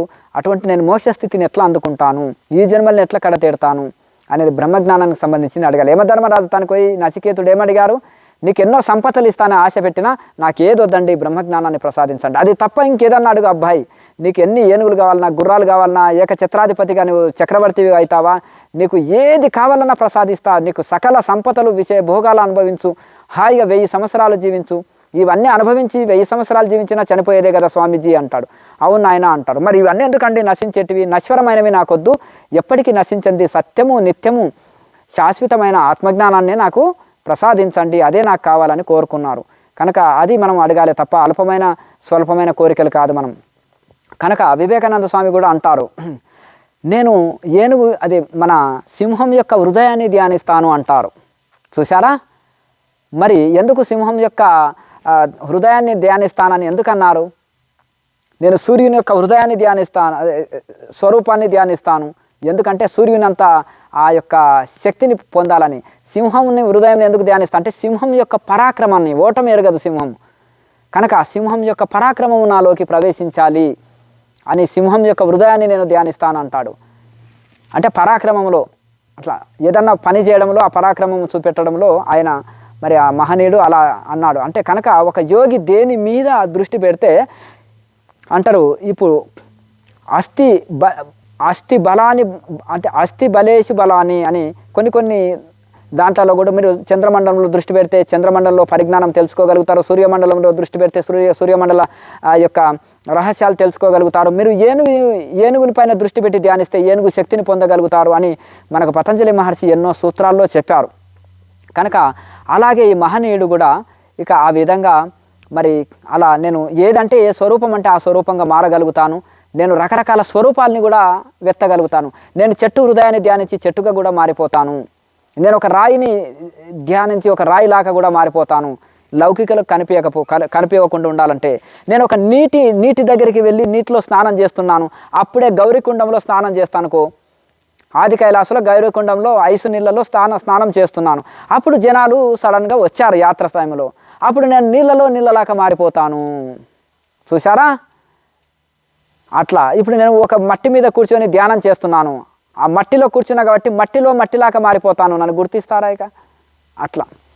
లేదంటే కంటికి ఎలక్ట్రాన్ న్యూట్రాన్గా మారిపోతాను, ఇప్పుడు మన కంటికి ఎలక్ట్రాన్ న్యూట్రాన్ కనిపించవు కదా, అంత సూక్ష్మంగా మారిపోతాను, కనుక నన్ను ఎవరు గుర్తుపట్టలేరు. అంటే నేను దేన్ని తదేకంగా ధ్యానిస్తే దాని స్వరూపంగా మారిపోతావు, ప్రపంచాన్ని స్మరిస్తే ప్రపంచ ఆకారంగా మారిపోతావు. మీరు ఎప్పుడన్నా కోరికను ఊకే స్మరించండి, అది లేకపోతే నేను బ్రతకను, నేను జీవించను అంటాడు. ఒక అబ్బాయి ఒక అమ్మాయిని లవ్ చేశాడు, లవ్ చేసినప్పుడు ఆ అమ్మాయి లేనిది నేను బ్రతకను, నాకు ఆ క్యాస్ట్ అక్కర్లేదు, నాకు డబ్బులు అక్కర్లేదు, నాకు చదువు అక్కర్లేదు, నాకు రూపం అక్కర్లేదు, అమ్మాయి హృదయం గుణం నచ్చిందో లేకపోతే ఇద్దరు మనసులు నచ్చినవో ఏదో సంథింగ్, కానీ ఆమె లేనిది నేను చావడానికైనా సిద్ధమే అంటాడు. అమ్మాయి కూడా అంతే, నాకు అబ్బాయి తప్ప ఈ ప్రపంచంలో ఏది అక్కర్లేదు, ఇంకా నాకు ఏది గొప్ప కాదు అని అంటుంది. అంటే ఇక్కడ ఒకటి ఏంటిదంటే అది మనకి ఇష్టంగా మారిపోయింది. అంటే వీళ్ళు ఏం చేస్తారంటే కొన్ని సంవత్సరాల కొద్దీ ఎప్పుడు వాళ్ళని ధ్యానించి అంటే స్మరించి ధ్యానించి వాళ్ళు అది దృఢంగా కోరిక అయిపోయి అది చిన్న మొక్కగా ఉన్నప్పుడు దాన్ని గోరుతోటి తుంచివేయచ్చు, అది మహావృక్షమైన తర్వాత దాని గొడ్డలతోటి కొట్టవలసి వస్తుంది. అలాగే కోరిక సంకల్పము చిన్నగా ఉన్నప్పుడే తుంచివేయచ్చు, కానీ అది బలంగా అయినాక తీసివేయలేము. అలాగే అది ఎంత బానిస చేసేస్తుంది అంటే అది లేనిది నేను బ్రతకలేను అనే దీనస్థితికి మనిషిని తీసుకెళ్తుంది అనమాట. కనుక ఆ సంకల్పాలు కోరికలు మొదట్లోనే తుంచేస్తే అవి ఇది ఉండదన్నమాట. అలా స్మరించడం వలన ఆ కోరిక దృఢమైపోయి అది లేనిది నేను జీవించలేను అనే స్థితిలోకి వస్తున్నారు మనుషులు. అలాగే అంటే దేన్ని స్మరిస్తావో దాని ఆకారంగా మారిపోతావు. ధ్యానంలో కూడా ఆలోచనలు వచ్చినాయి. కడిగించిన సీసం ఉంటుంది, ఏ పాత్రలో పోస్తే తది ఆకారంగా మారిపోతుంది, ఏ విగ్రహంలో పోస్తే ఆ విగ్రహంగా మారిపోతుంది. కానీ మళ్ళీ దాన్ని సరి చేయాలంటే దాన్ని పగలగొట్టేసి మళ్ళీ కరిగించి మళ్ళీ ఇది చేయాలి, ఇంత ప్రాసెస్ ఉంటుంది. కనుక స్టార్టింగ్లోనే మన సంకల్పాలు చెడు సంకల్పాలు రానియకూడదు, చెడు ఆలోచనలు రానియకూడదు. అలాగే మనసుని కూడా ప్రపంచంలో పరిగెత్తనీయకుండా ఆ మనసుని మళ్ళీ తీసుకొచ్చి ఆత్మలోనే పరమాత్మలోనే లయం చేయాలి. భగవద్గీత కూడా ఇదే పాయింట్ చెప్తుంది. కనుక ఈ మనసును కూడా విషయ వాసనల మీద కొనియకుండా మళ్ళీ తదేకంగా ఆత్మలోనే లయం చేయాలి. యోగ వలన ధారణ వలన ధ్యానం వలన విచారణ వలన మనసుని అంతర్ముఖమే చేయాలి. ప్రాణాయామ అభ్యాసం వలన మనసు చేయాలి, శ్వాసే మనసు మనసే శ్వాస, కనుక ఇట్లా లయం చేసేయాలి. అట్లా కనుక దేన్ని ధ్యానిస్తావో దాని స్వరూపంగా నీవు మారిపోతావు. నేను చెట్టుని ధ్యానించి చెట్టు స్వరూపంగా మారిపోతా, గాలిని ధ్యానించి గాలిలో గాలిగా మారిపోతా, నన్ను ఎవరు చూడలేరు గాలిగా మారిపోతే. నీళ్ళ దగ్గరికి వెళ్ళి నీళ్ళలాగా మారిపోతా, భూమి దగ్గరికి వెళ్ళి మట్టిలాగా మారిపోతాను, ఆ రాళ్ళ దగ్గర ఉంటే రాయి అందులో ఇంకో రాయిలాగా మారిపోతాను, చెట్లలో ఉంటే ఇంకో చెట్టులాగా పక్కన చెట్టులాగా మారిపోతాను, లేకపోతే ఒక దోమంత సన్నమైపోతాను, ఈగలాగా ఎగిరిపోతుంటాను, లేదంటే ఒక పక్షిలాగా ఎగిరిపోతుంటాను, లేదంటే నేను ఒక చాలా సూక్ష్మంగా న్యూట్రాన్గా మారిపోతాను. మీ కళ్ళకి న్యూట్రాన్ కనిపించదు కదా, అణువు పరమాణువుగా మారిపోతాను. అణువు కంటే సన్నగా అంటే న్యూట్రాన్ కంటే సన్నగా మళ్ళీ కనిపించే పర్వతం కంటే పెద్దగా కూడా యోగి మారగలుగుతాడు. కనుక నేను ఆ తదేకంగా ఆ సంకల్ప శక్తి ద్వారా ఆ యొక్క దేన్ని ధ్యానిస్తే దాని స్వరూపంగా మారిపోయే శక్తిని నేను పొందాను అన్నారు అదృశ్య బాబా గారు. అయితే ఇక్కడ మరి అందరూ అవుతారంటే కాదు, ఆ సిద్ధి పొందిన వాళ్ళు ఒక నిర్వికల్ప సమాధి ద్వారా వచ్చే సిద్ధులే స్థిరమైనవి, అవి ఎప్పటికి ఉంటుంది. తాంత్రికం ద్వారా వచ్చేటివి ఒక వారం రోజులే ఉండిపోతాయి, కూరగాయ చెట్లలాగా, ఇంకా అవి మళ్ళీ రావు అన్నమాట, మనిషిని దుఃఖపెట్టిపోతాయి. మళ్ళీ డ్రగ్స్ తిన్నవాడు చాలా యాక్టివ్గా ఉండి డ్రగ్స్ వాడినప్పుడు డల్గా ఉంటారు చూడండి, అలా అయిపోతారు వాళ్ళు. కనుక ఈ యొక్క ఆత్మ జ్ఞానం కోసము, ఆత్మ సాక్షాత్కారం కోసము చేసే సాధనే నిజమైన సాధన. ఆ సాధన చేసినప్పుడు నిర్వికల్ప సమాధి ద్వారా వచ్చే సిద్ధులు స్థిరమైనవి, ఔషధుల ద్వారా వస్తాయి, జపం ద్వారా వస్తాయి సిద్ధులు, అలాగే ఇంకా అనేక రకాలుగా వస్తాయి. కానీ ఈ సమాధి నిర్వికల్ప సమాధి ద్వారా వచ్చే సిద్ధులు స్థిరమైనవి, అవి ఎప్పటికీ ఉంటున్నాయని అదృశ్య బాబా గారు చెప్పారు. కనుక అలాగే వాళ్ళ మిత్రులు ఎక్కడెక్కడ ఉన్నారు, మరి ఏంటిది మీరు క్రియాయోగ పరంపరలో ఉన్నారు కదా మహాత్మా అంటే, అవును హఠయోగ రాజయోగ మంత్రయోగ అన్నింటిలో ఆరితేరినాను. నేను క్రియాయోగంలో ఉన్నప్పటికీ హఠయోగమును కూడా నేను బాగా ఆచరించినాను. నేను మహాబంధన క్రియ ద్వారా వెంటనే నేను సమాధి స్థితిలోకి వెళ్ళిపోతాను క్షణకాలంలో. అలా దాని ద్వారా నేను ఒక లీలలాగా ఇక్కడ హాయిగా ఎక్కడైనా సంచరిస్తుంటాను, ఎక్కడైనా వెళ్ళిపోతుంటాను, ఆకాశంలో వెళ్ళిపోతుంటాను, ఎక్కడ ఒక కనిపించే దగ్గర కనిపిస్తాను, కనిపించని దగ్గర కనిపించను, ఎలాగైనా నేను మారిపోతాను. అలా కనుక నీవు మా పరంపర వాడివి కనుక నీకు నేను దర్శనం ఇచ్చినాను, నీతోటి నేను సత్సంగం చేసినాను నాకు వారు అలా చెప్పడం వలన మళ్ళీ ఒక్క ఫోటోనన్నా మీది తీసుకుంటాను స్వామీజీ అంటే ట్రై చేయి అన్నారు. చేస్తే ఫోటో బ్లాక్ వచ్చేసింది. ఏమో వీడియో అంటే ఏదైనా వస్త్రము అది అడ్డు ఉన్నదేమో సరిగా రాలేదనంటే ఫోటో కూడా రాలేదు. అవునండి, లాయర్ మాసయ్య గారిని కూడా ధ్యానంలో ఉన్నప్పుడు తీసుకుంటే బ్లాక్గా వచ్చేస్తుంది. గురువుగారు ఫోటో రాలేదంటే నీ ఫోటోకు నేను చిక్కనన్నారు. మళ్ళీ వారు ఫోటో అంటే మీరు ఒక్కటైనా మీరు అనుమతిస్తే నేను తీసుకోగలనండి అని ప్రాధేయపడతాడు. ఒక్కటైనా పూజా గదిలో పెట్టుకుంటాము, మా గురువు ఫోటో ఉండాలి కదా అని బ్రతిమలాడితే ఇప్పుడు తీసుకో అంటాడు, అప్పుడు వచ్చేస్తుంది ఫోటో. అలాగే ఆయనకు ఇంకా సంకల్పం లేదు, ఇచ్చలేదు.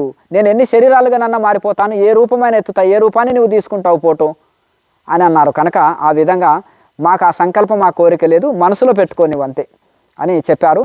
అలా ఆ మహనీయుని మరి దర్శనం చేసుకొని ఇంకా ఎంతో సత్సంగం జరిగింది. మళ్ళీ అందరు వెళ్ళిపోయాక రాత్రి వరకు సత్సంగం చేశాడు ఆ మహనీయుడు. అక్కడ ఆ గుహల్నే మేము మరి ఇక రాత్రి విశ్రాంతి తీసుకొని మళ్ళీ ఉదయం బయలుదేరి జరిగింది. రాత్రి చాలా అద్భుతమైన నేను డే అంతా అక్కడ సాధన చేసుకొని రాత్రి వాళ్ళతో సాంగత్యం చేయడం వలన ఆ మహనీయుల యొక్క అనుగ్రహం, ఇందులో మన గొప్పతనం లేదు, వాళ్ళు దయదలిసి అయితేనే సత్సంగం జరుగుతుంది తప్ప లేకపోతే కాదు. అలాగే ఇంకా అలా వస్తున్నప్పుడు పంచ కైలాసుల్లో కూడా ఆ శ్రీకంఠ కైలాసు చాలా అద్భుతమైన బ్రహ్మకమలాలు ఉంటాయి, అక్కడ చాలా అద్భుతమైన ఇది. అలాగే శ్రీకంఠ కైలాసులో ఎన్నో విచిత్రాలు ఉన్నాయి. అలాగే మణిమహేశ్వరులు కూడా ఎందరో మహనీయులు ఉన్నారు.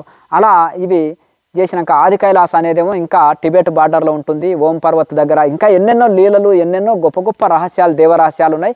ఇంకా మళ్ళీ తర్వాత మనం చర్చించుకుందాము. అయితే రిటర్న్లో వచ్చేటప్పుడు నేను నర్మదా నదిలో దగ్గర పరిక్రమలో మలయాళ స్వామి బాలయోగిని అనే పుస్తకంలో కూడా ఆయన అనుభవాలు రాసుకున్నారు. వివేకానంద స్వామి తన యాత్ర అనుభవాల్లో రాసుకున్నారు. అలాగే శంకరాచార్యులు కూడా ఎన్నో విధాలుగా గొప్పగా నర్మదా ఖండంలో చాలా గొప్పది అని రాశారు. ఆ నర్మదా నదికి పరిక్రమ చేస్తేనే ఆయనకు గురువు దొరికాడు. ఒక 3 సంవత్సరాలు పడుతుంది శాస్త్రీయంగా చేయాలంటే, ఇక 6 నెలల్లో స్పీడ్గా చేయొచ్చు. కానీ ఆ నర్మదా నదికి పరిక్రమ గొప్పతనం వారు ఎంతో చెప్పారు. వారికి గురువు దొరికాడు. నర్మదా నదికి ప్రదక్షిణ చేస్తేనే గోవింద గౌడపాదులు ఆయన మహనీయుడు చాలా గుహలోనే జీవితం గడిపాడు. బయట ప్రపంచంలో చిన్నప్పుడే వెళ్ళి గుహలో కూర్చొని ఇక వృద్ధుడు అయిపోయి అందులోనే సమాధి అయ్యాడు. అంటే ఇంకా ప్రపంచమే తెలియదు ఆయన గోవింద గౌడపాదులకు, అంత సిద్ధపురుషుడు. అట్టి గురువుని చూసినప్పుడు శంకరాచార్యులు మనసు ప్రసన్నత చెంది గురువు చెప్పినట్టుగా అదే గుహలో మళ్ళీ సాధన చేసి ఆయన కూడా సిద్ధపురుషుడిగా మారినాక అద్వైత ధర్మాన్ని వ్యాప్తి చేయండి అంటే శంకరాచార్యగా మళ్ళీ సమాజంలోకి వచ్చి వ్యాప్తి చేస్తారు. బాలయోగిని అనే గ్రంథంలో అది సిద్ధులు ఉండే సిద్ధభూమి. ఎందరో త్యాగులు, బైరాగులు, అలాగే నిరాహార యోగులు, మహాసిద్ధ పురుషులు, ఆశ్రమాలు, కుటీరాలు, అరణ్యంలో తిరుగుతుంటే అరణ్యాల్లో ఎంతో సిద్ధ పురుషులు ఉన్నారని బాలయోగిని అనే మహాగ్రంథంలో మలయాళ స్వామి వారు కూడా ఎంతో గొప్పగా ఈ యొక్క ఆ నర్మదా ఖండాన్ని ఎంతో వర్ణించారు. ఆ నర్మదా నది గురించి ఎంతో గొప్పగా చెప్పారు. అలా వెళ్ళినప్పుడు నేను నర్మదా నదిలో నుంచి ఓంకారేశ్వరం నుంచి బయలుదేరేసి అది ఎక్కడంటే మన కాల్ఘాట్ అంటారు. కాల్ఘాట్ నుంచి హనుమాన్ టేక్లీ దగ్గరికి వెళ్తే అక్కడ ఒక మహాసిద్ధ పురుషుడు ఉంటారు, రహస్యంగా ఉంటారు. ఆ పక్క ఊరోళ్ళు కూడా చెప్పారు ఆయన గురించి, అంత రహస్యమైన మహనీయుడు. అయితే నేను గతంలో కొన్ని ఇంటర్వ్యూల్లో కూడా కొంతమంది మహనీయులు కూడా చెప్పారు కదా, అక్కడ ఆ మహనీయుని మనం చూడాలని గతంలో కూడా 2-3 సార్లు వాడిని దర్శనం చేయడం జరిగింది.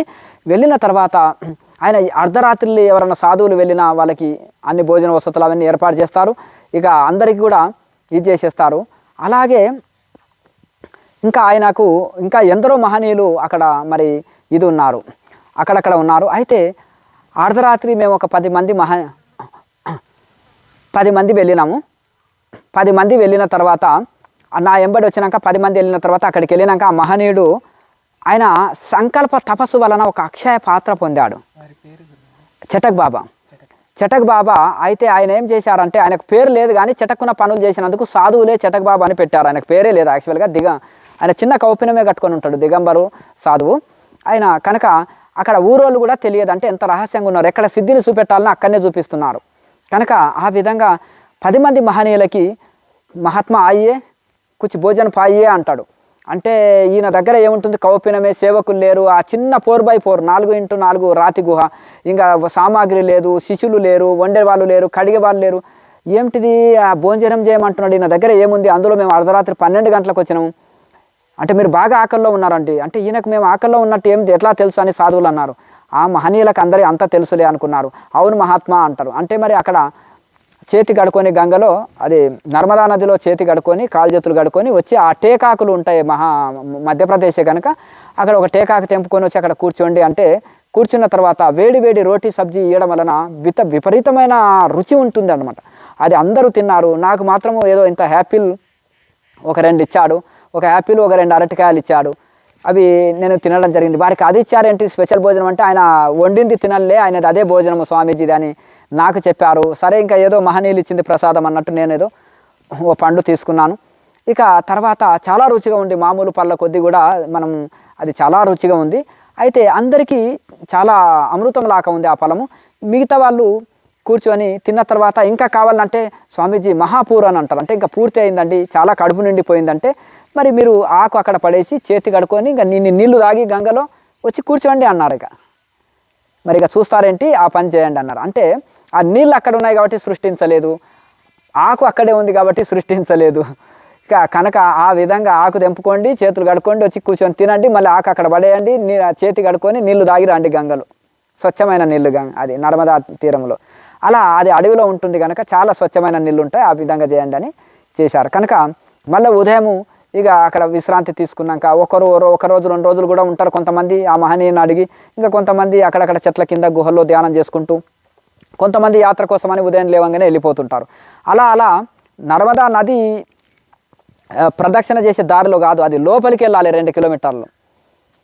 దారిలో ఉంటే ఎవరు పడితే వాళ్ళు రాగలుగుతారు, కానీ అది లోపలికి ఉంటుంది. అది కూడా ఎవరు చెప్పరు, అంత రహస్యంగా ఉంటాడు ఆయన. కనుక ఆయన సంకల్పం వలన ఎవరికి తెలియకుండా మరి ఉన్నాడో ఏమో, మరి లోకల్ వాళ్ళకు కూడా తెలియనంత రహస్యంగా ఉన్నాడంటే మరి చూడండి. అంటే ఆ సంకల్పము తోటి 100 సంవత్సరాల పైబడిన మహనీయుడు మరి ఆ యొక్క ఈ పాత్ర ఎలా వచ్చింది మహాత్మా అని నేను అర్ధరాత్రి సత్సంగం చేయడం వలన ఇది నేను తపస్సు చేసిన తర్వాత ఈ నర్మదా పరిక్రమ చేస్తుంటే అప్పుడు చాలా బీద ప్రదేశాలు అవన్నీ, తిండి లేక తిప్పలు లేక చాలా అవస్థ పడుతుంటే కొన్ని అన్నసత్రాలు అక్కడక్కడ కట్టారు. వాళ్ళకు శిష్యులు ఉన్నారు, సేవ చేసే వాళ్ళు ఇది ఉన్నారు. ఈయన ఎవరిని అడగడి ఏమి చేయడు, మరి ఏమి చేయాలి, నేను తపస్సు సంకల్పం వలన ఒక అక్షయ పాత్ర కావాలని నేను సంకల్పంతో కోరడం వలన నాకు ఒక పాత్ర వచ్చేసింది. ఆ అక్షయ పాత్రని నేను ఏది కోరితే అది ఇస్తుంది. మరి ఎవరైనా ఎత్తుకొని వెళ్తే మహాత్మా అంటే నువ్వు తాకి చూడు అన్నాడు. ఇలా తాకి చూస్తే అది మాయమైంది, చూసారా? లేదంటే ఎవరైనా కొట్టేయచ్చు కదా, తీసుకొని వెళ్తారు. అలా కాకుండా మాయమైందంట చూడండి, మరి మాయమైంది చూడండి అది. కనుక ఆ విధంగా ఆహా ఎంత మహనీయుడు ఈయన అన్నారు. మరి ఎవరికి ఇంకా ఇది హృదయంలో పెట్టుకో అని చెప్పారు. అంతే, ప్రచారం చేయొద్దు, దీన్ని హృదయంలో పెట్టుకో అన్నారు. అక్కడ కూడా నేనేం చేసేసినంటే ఈ మహనీయుని నేను వీడియో తీయాలని చూస్తే ఆ వీడియోలో రాలే, బ్లాక్గా వచ్చేసింది. మళ్ళీ తర్వాత నువ్వు ఒక్క ఫోటోనన్నా అంటే కూడా నువ్వు ఫేస్బుక్లోనో వాట్సాప్లో షేర్ చేస్తారు వద్దు, అంటే ఈ యొక్క ఈ అంత ప్రచారంలో పెడతారని అర్థం. మీరు ప్రచారం చేస్తారు ఈ ఫోటోని అన్నాడు. అంతే, ఇంకా అంటే ప్రచారం అంటే ఇంకా మనం ఊరుకుంటామా, ఫేస్బుక్ వాట్సాప్లో పంపిస్తుంటాం కదా, అలా అందుకనే అది వద్దని చెప్పారు. అట్లా మీరు ప్రచారం చేస్తారు ఈ ఫోటోని అని అన్నారు, అది వద్దని చెప్పారు. అంటే మీ అటువంటి మహనీయులు సమాజానికి తెలియాలి కదా, గౌరవింపబడాలి, తెలియాలి కదా. మీరు మరి రాలేని వాళ్ళు ఉంటారు కొంతమంది, అక్కడే దర్శనం చేసుకుంటారంటే ఎవరి కర్మ వాళ్ళని వదిలేసేయి, నువ్వు ఎందుకు వాళ్ళ కోసం అంతా ఇది చేస్తున్నావు, వాళ్ళ అదృష్టం ఉంటే వాళ్ళు దర్శనం చేసుకుంటారు అని అన్నారు. సరే, ఇంకా ఆ విధంగా మరి ఇంకా వాళ్ళ మాటనికి మనం ఏం కాదంటాం, శిరసార వహించడమే వాళ్ళ మాటని. కనుక అట్లా అష్టసిద్ధుల్లో పొండి కూడా నివురుగప్పిన నిప్పులాగా ఉండాలి. ఇది లీలలాగా చూపెట్టు, అంటే ఒక లీలలాగా జరిగిపోవాలి తప్ప ప్రదర్శన కోసం ఏ ఋషులు ప్రదర్శించరు సిద్ధులని. ఒక లీలలాగా ఇప్పుడు అవసరం వచ్చింది, సాధువులు ఆకల్లో ఉన్నారు, భోజనం కావాలి, అక్షయ పాత్ర కూడా ఉండదు, ఆడ ఏమి ఉండదు. ఆయన కూర్చొని ధ్యానం చేస్తాడు, ధ్యానం చేసేసి ఇట్లా అంటాడు చేతిలోకి, ఇంకా అన్నీ మాయాబజార్లో జరిగినట్టే ఉంటుంది. మీరు మరి ఇంకా కృష్ణలీలలు ఉంటాయి చూడండి అన్నీ, అట్లా ఆ విధంగా ఆయన ఏం లేదు, ధ్యానంలో కూర్చొని అక్షయ పాత్రని స్మరించినప్పుడు చేతిలోకి వస్తుంది. అది అక్కడ కూర్చొని ఆ చేతిలోకి వచ్చినప్పుడు అందులో ఇలా అంటాడు, చేతి ఆ పాత్రలో చేతి పెట్టి సంకల్పించే వరకు ఏది కావాలంటే వాళ్ళకు సాధువులకు భోజనం వస్తుంది. అయితే ఇంకొకటి ఏంటిదంటే ఆ రొట్టె సబ్జీ కావాలనుకుంటారు, ఎందుకంటే అక్కడ ఉత్తర భారత్లో అన్నం తినారు కనుక వాళ్ళకి రోటీ సబ్జీ ఇష్టపడతారు, అందులో రాత్రిపూట తప్పకుండా వాళ్ళు ఇంకా ఆయన అంటే నేను హల్వా అంటే నాకు ఇష్టమని ఈ బాబాకి ఎట్లా తెలుసు, నాకు హల్వా మహా ఇష్టము, నేతితో చేసి జీడిపప్పు, బాదం పప్పు, కిస్మిస్ ఇవన్నీ వేసి ఇంకా నెయ్యి వేసి చేసిన హల్వా అమృతం లాగా ఉంటుంది, నాకు ఇష్టమైన హల్వా బాబాకి ఎట్లా తెలుసు అంటున్నారు. ఎవరికి ఏది ఇష్టమో అదే వచ్చేసినాయి. మరి నాకు పళ్ళు ఇవ్వడము అంటే నాకు చాలా ఆశ్చర్యం కలిగింది. అంటే వాళ్ళు అడిగారు, ఆ స్వామికి పళ్ళు ఎందుకు ఇస్తున్నారు అని అడిగితే ఆయనది అదే భోజనములే అన్నారు. అంటే వారికి మరి అన్నీ తెలుసు చూడండి, మహనీయులు హృదయాన్ని గ్రహించేశారు, ఎవరికి ఏ భోజనం కావాలనో అదే ఇచ్చేశారు. కనుక అది తర్వాత ఆయన కోరికల కోసము మరి తనకు మాత్రం ఏది లేదు, నిరాహార యోగి, 100 సంవత్సరాల పైబడి ఉంటుంది, కౌపినమే కట్టుకొని ఉంటాడు, ఇంకా దేని మీద ఆశ లేని, మోహం లేని ఆయన బ్రహ్మానందంలో ఓలేలాడేటోళ్ళకి ఇంకా ఇవెందుకు, ఇవన్నీ ఏం లేదు. ఇప్పుడు నేను హిమాలయస్ వెళ్ళాలంటే సంకల్పం చేస్తే వెళ్ళిపోవస్తారు, ఈ ప్రపంచంలో ఎక్కడ తిరగాలన్నా అయిపోయాయి, వాళ్ళు ఎక్కడైనా తిరగొచ్చు. అన్ని సిద్ధులు ఉండి కూడా వాళ్ళు నివురుగప్పిన నిప్పులాక అక్కడే ఉండడం అంటే, కొంతమంది స్థలాలు మారుస్తుంటారు, కొంతమంది మారరు, ఒకే చోట ఉంటారు. ఆ చటక్ బాబు మాత్రం అక్కడే ఉంటాడు. మరి అటువంటి మహనీయులు అక్కడి నుంచి ఇంకా కొంచెం ముందుకు అయితే ఆ మహనీయునితో ఎంతో సత్సంగం చేసిన, పతంజలి సూత్రాల మీద, యోగ శాస్త్రాల మీద చాలా రహస్యాలు చెప్పారు. వాళ్ళ గురువులు ఎంతో కఠోర పరిశ్రమ చేసి, గురు సేవ చేసి, ఆశ్రమ సేవ చేయించి విద్యలు చెప్పారంట. వీడు దుర్వినియోగం చేస్తాడా ఈ సిద్ధులని, ఇంకెప్పుడన్నా ఇది చేస్తారా అని అహంకారం చనిపోయేటట్టు వాళ్ళతోటి భిక్షటన చేపించి, ఆశ్రమ సేవ చేపించి, కొట్టి తిట్టి వాళ్ళని ఎన్నో పరీక్షలకు లోని చేసి చెప్పారు. ఈ కాలంలో శిష్యులు ఏంటి, కొద్దిగా పరీక్ష పెట్టే వరకే పారిపోతారు, సోమరులు, ఓపిక తక్కువ ఉన్న వాళ్ళు, నాకేమైనా సిద్ధులు వస్తాయో, శక్తులు వస్తాయో అని వచ్చేవాళ్ళు, ఫ్యామిలీ సమస్యలతో వచ్చేటోళ్ళు, నాకు చదువుతలేను ఫెయిల్ అయినా అని వచ్చేవాడు, లేకపోతే నాకు పెళ్ళి అయితే లేదని వచ్చేవాడు, పిల్లలు అయితే లేరని వచ్చేవాడు. ఇంతే తప్ప ఏమి శిష్యులు, ఇప్పుడు కోరికల శిష్యులు తప్ప. ఆ కోరికలు నెరవేర్చినా మళ్ళీ ఇంకో లిస్టు చదువుతారు, సాధన చేసే ఓపిక ఉండదు. కనుక ఎంతో పరీక్షలు చేసి చేరదీస్తారు గురువులు. అలా మా కఠోర పరిశ్రమలు ఎవరు తట్టుకుంటారు ఈ కాలంలో అంటారు. ఇప్పుడు పూర్వం చదువు, ఇప్పుడు చదువు చూడండి. పూర్వం చదువు స్టాండర్డ్ ఉండేది, చాలా పనిష్మెంట్లు ఉండేది పూర్వం చదువుల్లో, ఇప్పుడు ఏమి లేదు ఇంకా. కనుక ఇప్పుడు అందుకనే స్టాండర్డ్ లేదు ఇప్పటి చదువు. అప్పటి చదువు స్టాండర్డ్ ఉన్నది, ఎందుకంటే పనిష్మెంట్లు ఎక్కువ ఉన్నది, భయము, భక్తి, గురువు అంటే ఇవన్నీ ఉన్నది. అప్పుడు ఆ కాలంలో కూడా గురువు అంటే భయము, భక్తి, సేవలు, చాలా కఠోర పరీక్షలు ఉంటాయి. అట్లా అవన్నీ చేసినాం. అందుకనే మేము క్రియాయోగంలో ఎవరికి ఏ పరీక్షలు లేకుండా ఉచితంగా అందించి తరించండి నాయన అని అంటున్నాం. మా గురువు ఇదే ఆజ్ఞ చేశాడు అందరికీ. కలియుగ మనుషులు వాళ్ళకు ఓపిక తక్కువ, ఇలా ఇవ్వు నాయన అనడం వల్ల. అట్లా ఇటువంటిది ఆ మహనీయునితోటి మరి ఎంతో శ్రమ కోర్చి, ఎంతో కఠోర పరిశ్రమతోటి ఆయన నేర్చుకున్నాడంట. మీది ఏ పరంపర మహనీయ అంటే, నేను కాళీ కమ్లీ వాళ్ళ బాబా చేలాహే అమ్మ అన్నాడు. అంటే నేను కాళీ కమ్లీ బాబా శిష్యుని అన్నాడు. కాళీ కమ్లీ బాబా అంటే నల్లగొంగడి బాబా, భుజం మీద నల్లగొంగడి వేసుకొని తిరిగే యోగి అనమాట. కాళీ కమ్లీ బాబా రాజులని శిష్యులుగా మార్చేసి, ఆనాడు హిమాలయాలకు వచ్చిన వాళ్ళకు ఆహారం లేక ఇబ్బంది పడుతున్నప్పుడు ఆయన సంకల్ప శక్తి వలన ఒక ట్రస్టులు ఏర్పాటు చేసి, హిమాలయాల్లో చారుధామ్ అంటారు, బద్రీనాథ్, కేదార్నాథ్, యమునోత్రి, గంగోత్రిలో అన్ని ఏరియాలలో ఆయన అన్నసత్రాలు ఉంటాయి. అక్కడ రూములు కూడా ఫ్రీ ఇచ్చేవాళ్ళు ఒకప్పుడు. ఇప్పుడు కూడా తక్కువ రేటుకు రూములు ఇస్తారు, భోజనం ఫ్రీ ఉంటుంటాయి సత్పురుషులకు. హిమాలయాల్లో ఉత్తర భారత్లో కాళీకమిలి వంటి ఆశ్రమాలంటే ప్రతి కొండల్లో, ప్రతి అడవిలో, ప్రతి హిమాలయాల్లో ప్రతి చోట కాళీకమిలి బాబా ఆశ్రమాలు ఉంటాయి. అది పెద్ద పెద్ద ల్యాండ్స్ ఉంటాయి దానాలు ఇచ్చినవి. ఆయన పేరు అంటేనే దానాలు ల్యాండ్స్ వస్తాయి. ఇప్పుడు మన కాశీనాయన అంటేనే స్థలాలు దానాలు ఇస్తారు, గుడి కట్టిస్తారు, బియ్యం పప్పులు ఇస్తారు. ఎందుకంటే కాశీనాయన అన్నదానం బాగా చేస్తాడు, ఆయనకు బ్రాండెడ్ అనమాట. అలాగే కాళీకమిలి బాబా అంటే బ్రాండెడ్, అక్కడ అన్నసత్రంలో అన్నదానాలు చేస్తారని హిమాలయాల్లో పేరు. అందుకని ఆ సిద్ధపురుషుడు, మహాసిద్ధపురుషుడు నల్ల గొంగడి భుజాన వేసుకొని వెళ్ళేవాడు. ఎక్కడంటే ఆ గొంగడి మీదే కూర్చొని తపస్సు చేసేవాడని. కాల అంటే నలుపు, కమిలి అంటే గొంగడి, నల్ల గొంగడి భుజాన వేసుకునే బాబా అని అర్థం. కమిలి బాబా. ఆయన కాళీ భక్తుడు, కాళీ రామకృష్ణ పరమహంసలాగా కాళీతోటి మాట్లాడేవాడు. మహా గొప్ప ఇది. కనుక కాళీకమిలి బాబా శిష్యుని నేను అన్ని యోగాలలో ఆరితేరినాను, అష్టాంగ యోగంలో ఆరితేరినాను. అష్టసిద్ధులు వచ్చేసినా కానీ నివురు కప్పిన నిప్పులాక పిచ్చి వల్లలాక మేము గడుపుతుంటాము. ఇవన్నీ నువ్వు సాధువు కాబట్టి నువ్వు అర్థం చేసుకుంటావు. గృహస్థుల దగ్గర ఇవి డైమండ్లు అని చెప్పొద్దు. ఇట్లా ఇప్పుడు ఉంటాయి ఇంట్లో డైమండ్లు ఉన్నాయని చెప్పం కదా, దొంగ దగ్గర డైమండ్లు ఉన్నాయని చెప్పం కదా, మూసుకొని ఉంటాము. అలాగే ఎక్కడ ఇప్పాలనో నువ్వు అడిగినవు కాబట్టి సాధువులకి చెప్పినా మీరు ఏం ప్రమాదం, బయట ఏమి ఇది లేదు కాదు. మీరు సత్యం తెలుసుకుంటే మంచిది. కొత్త సాధకులు ఆసక్తిగా దీని వైపు వస్తుంటారు. ఇక మీరు అని ఇది చెప్పారు. కనుక ఆ విధంగా మరి నువ్వు ఒక మంచి పరంపరలో ఉన్నావు, హిమాలయ పరంపరలో ఉన్నావు, క్రియాయోగ పరంపరలో ఉన్నావు, అవధూతగిరి మహారాజు శిష్యుడివి, బాబాజీ మహారాజు శిష్యుడివి, ఆ మార్గంలో ఉన్నావు. కనుక ఈ పరంపరలో ఉన్నావు కదా, నువ్వు కూడా మా పరంపరలో, హిమాలయ పరంపరలోని మా బిడ్డవే, ఆ మార్గంలో వెళ్తున్నావు కదా, ఒక గురువుని నమ్ముకొని వెళ్తున్నావు, అదే మార్గంలో వెళ్ళి దాన్ని అందరికీ సేవ చేయను ఆయన అని చెప్పడం జరిగింది. అలా అక్కడి నుంచి ఇంకా ముందుకు వెళ్తే నాకును వాళ్ళ బాబా అని ఒక 5-6 ఫీట్ల గోర్లు ఉంటాయి. ఆయన మౌనం, ఏం మాట్లాడాడు. ఇంకా అక్కడి నుంచి వెళ్తే ఇంకొక ఆయన మౌని బాబా ఉంటాడు, ఆయన కూడా ఎవరితోటి మాట్లాడు. ఆ గోర్లు ఉండే నాకును వాళ్ళ బాబాను చూస్తే భయం వేస్తుంది అందరికీ. గోర్లు 5-5 ఫీట్లు పెరిగి ఇలా రింగులు తిరిగిపోయి ఉంటాయి, జడలు ఇలా భూమిని అక్కడ కుప్ప ఉంటాయి. ఆయన మౌని బాబా కూడా ఇంకా మాట్లాడాడు కాబట్టి కొంతమంది భయపడుతుంటారు. ఈయన చెట్టక బాబా కొన్ని మితభాషి, బక్కపల్చటి శరీరం, పొడవాటి శరీరము, చాలా తేలికగా, అది అంటే నీళ్ళ మీద కూడా నడుస్తాడన్నంత తేలిక ఉంటుంది ఆయన శరీరము. చాలా యాక్టివ్గా ఉంటారు. ఇప్పుడు కూడా ఒక యువకుడు లాగానే ఉంటాడు, 100 సంవత్సరాల పైబడి ఉండే ఇప్పటికి కూడా. అటువంటి సిద్ధపురుషులు, లీలాపురుషులు ఎందరో మహనీయులు ఉన్నారు. అలాగే పంచ కైలాసాల్లో కూడా ఎందరో మంది మహనీయులు ఉన్నారు.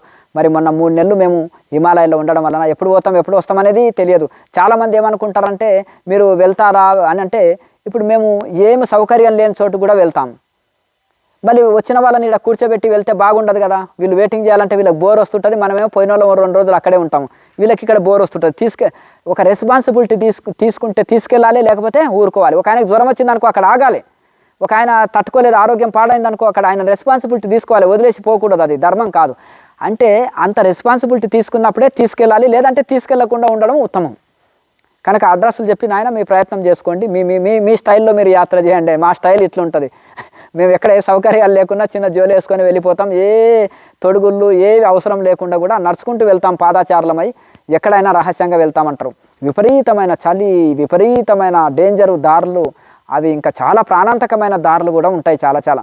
ఇంకా అవన్నీ కూడా చాలా కొంత యోగా సిద్ధుడు అయి ఉండి యోగాలో పర్ఫెక్ట్ అయిన వాళ్ళు, మంచి సాధనలో పర్ఫెక్ట్ అయిన వాళ్ళ శరీరమే సహకరిస్తుంటుంది. -డిగ్రీల చలి ఉంటుంది, ఆక్సిజన్ అందదు కొన్ని చోట్ల. ఇప్పుడు కేదార్నాథ్ పైన వెళితే మనకు అక్కడ వాసుకి తాలు ఉంటుంది, అక్కడ ఆక్సిజన్ అందదు సరిగా.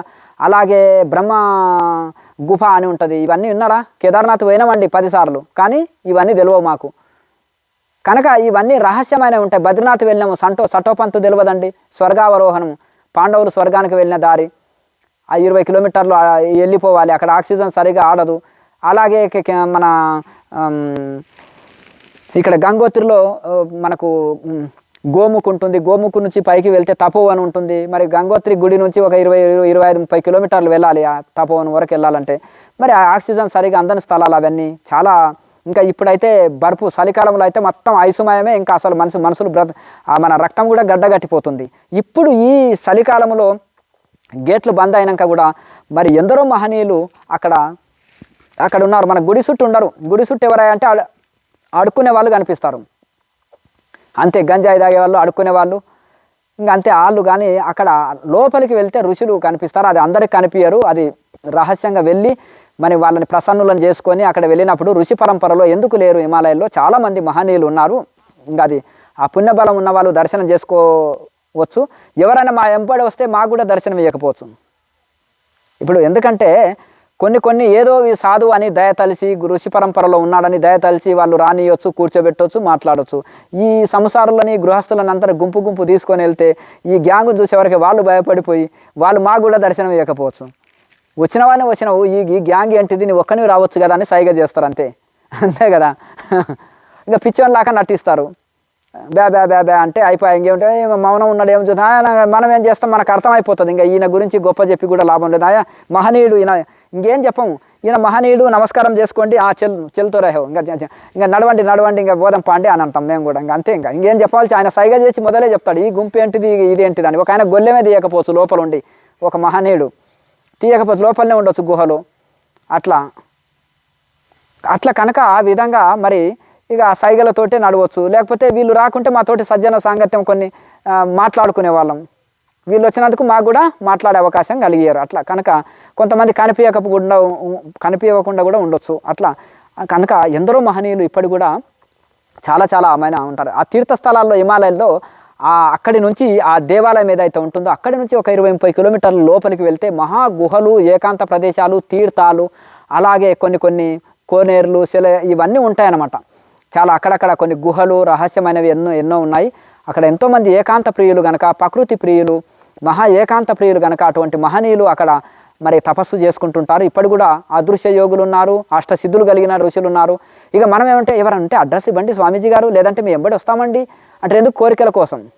ఇంకా ఆడుకునే కూడా మనం సంఖ్యల సంసారం పెట్టుకునే పోతాం. హిమాలయస్ వెళ్ళిన ఆడ కూడా మా సమస్యలు తీరుస్తారో, మా కోరికలు తీరుస్తారో, పర్సెంటేజ్ అండి ఓ 20% ఇస్తామండి మాకు వచ్చే దాంట్లో. ఇవన్నీ పర్సెంటేజ్ లేవు. ఏం కావాలి, వాళ్ళకి బట్టలే లేవు, ఏది అవసరం లేదు, దిగంబరులు, వాళ్ళు డబ్బునే తాకరు, వాళ్ళకి అవసరం లేదు. సంస్థలు నడిపే వాళ్ళకి అవసరం, కానీ సంస్థలు నడపని వాళ్ళకి అవసరం లేదు. అందులో బ్రహ్మానందంలో ఓలేలాలేటోళ్ళు వాళ్ళకి ఏం అవసరం. కనుక అటువంటి మహనీయులు ఇక వాళ్ళకి ఏదన్నా కోరిక దేనికైనా బానిస అయితే మనకు లొంగుతాడు, మనతో మాట్లాడగలుగుతాడు, మనకు టైం ఇవ్వగలుగుతాడు. ఆయనకి దేని మీద ఆశ లేని ఆయన మనతోటి ఏం అవసరం ఆయనకి. మళ్ళీ ఆయన ఆనందం కరువైపోతుంది. కొన్ని రోజులు మౌనంలో తపస్సులో ఉంటేనే ఒకరితో మాట్లాడితే మనం ఆనందాన్ని అమ్ముకున్న వాళ్ళం అయితే అమ్ముకుంటున్నానేమో అనిపిస్తుంది, ఆనందం కరువైపోతుంటుంది. అట్లా ఈ విధంగా ఏకాంతమైన వాళ్ళు పాము రహస్యంగా తిరిగినట్టు నాగసాధువులు కూడా రహస్యంగా తిరుగుతుంటారు. ఏకాంతంగా ఎవరు కంట్ల పడకుండా, మనిషి కంట్ల పడకుండా పాము తిరగాలని చూస్తుంది, వాళ్ళు కూడా మనిషి కంట్ల పడకుండా తిరగాలని చూస్తారు. కనుక రహస్యంగా తిరుగుతారు. అది మనం చూస్తేనైనా భయపడతాం, మనం దాన్ని చూస్తేనైనా భయపడతాం. ఇప్పుడు సింహం కానీ పాము కానీ మనం చూస్తే భయపడతాయి, మనం వాటిని చూస్తే భయపడతాం. అలాగే రహస్యంగా అడవుల్లో ఏకాంతంగా ఉంటారు అటువంటి మహనీయులు.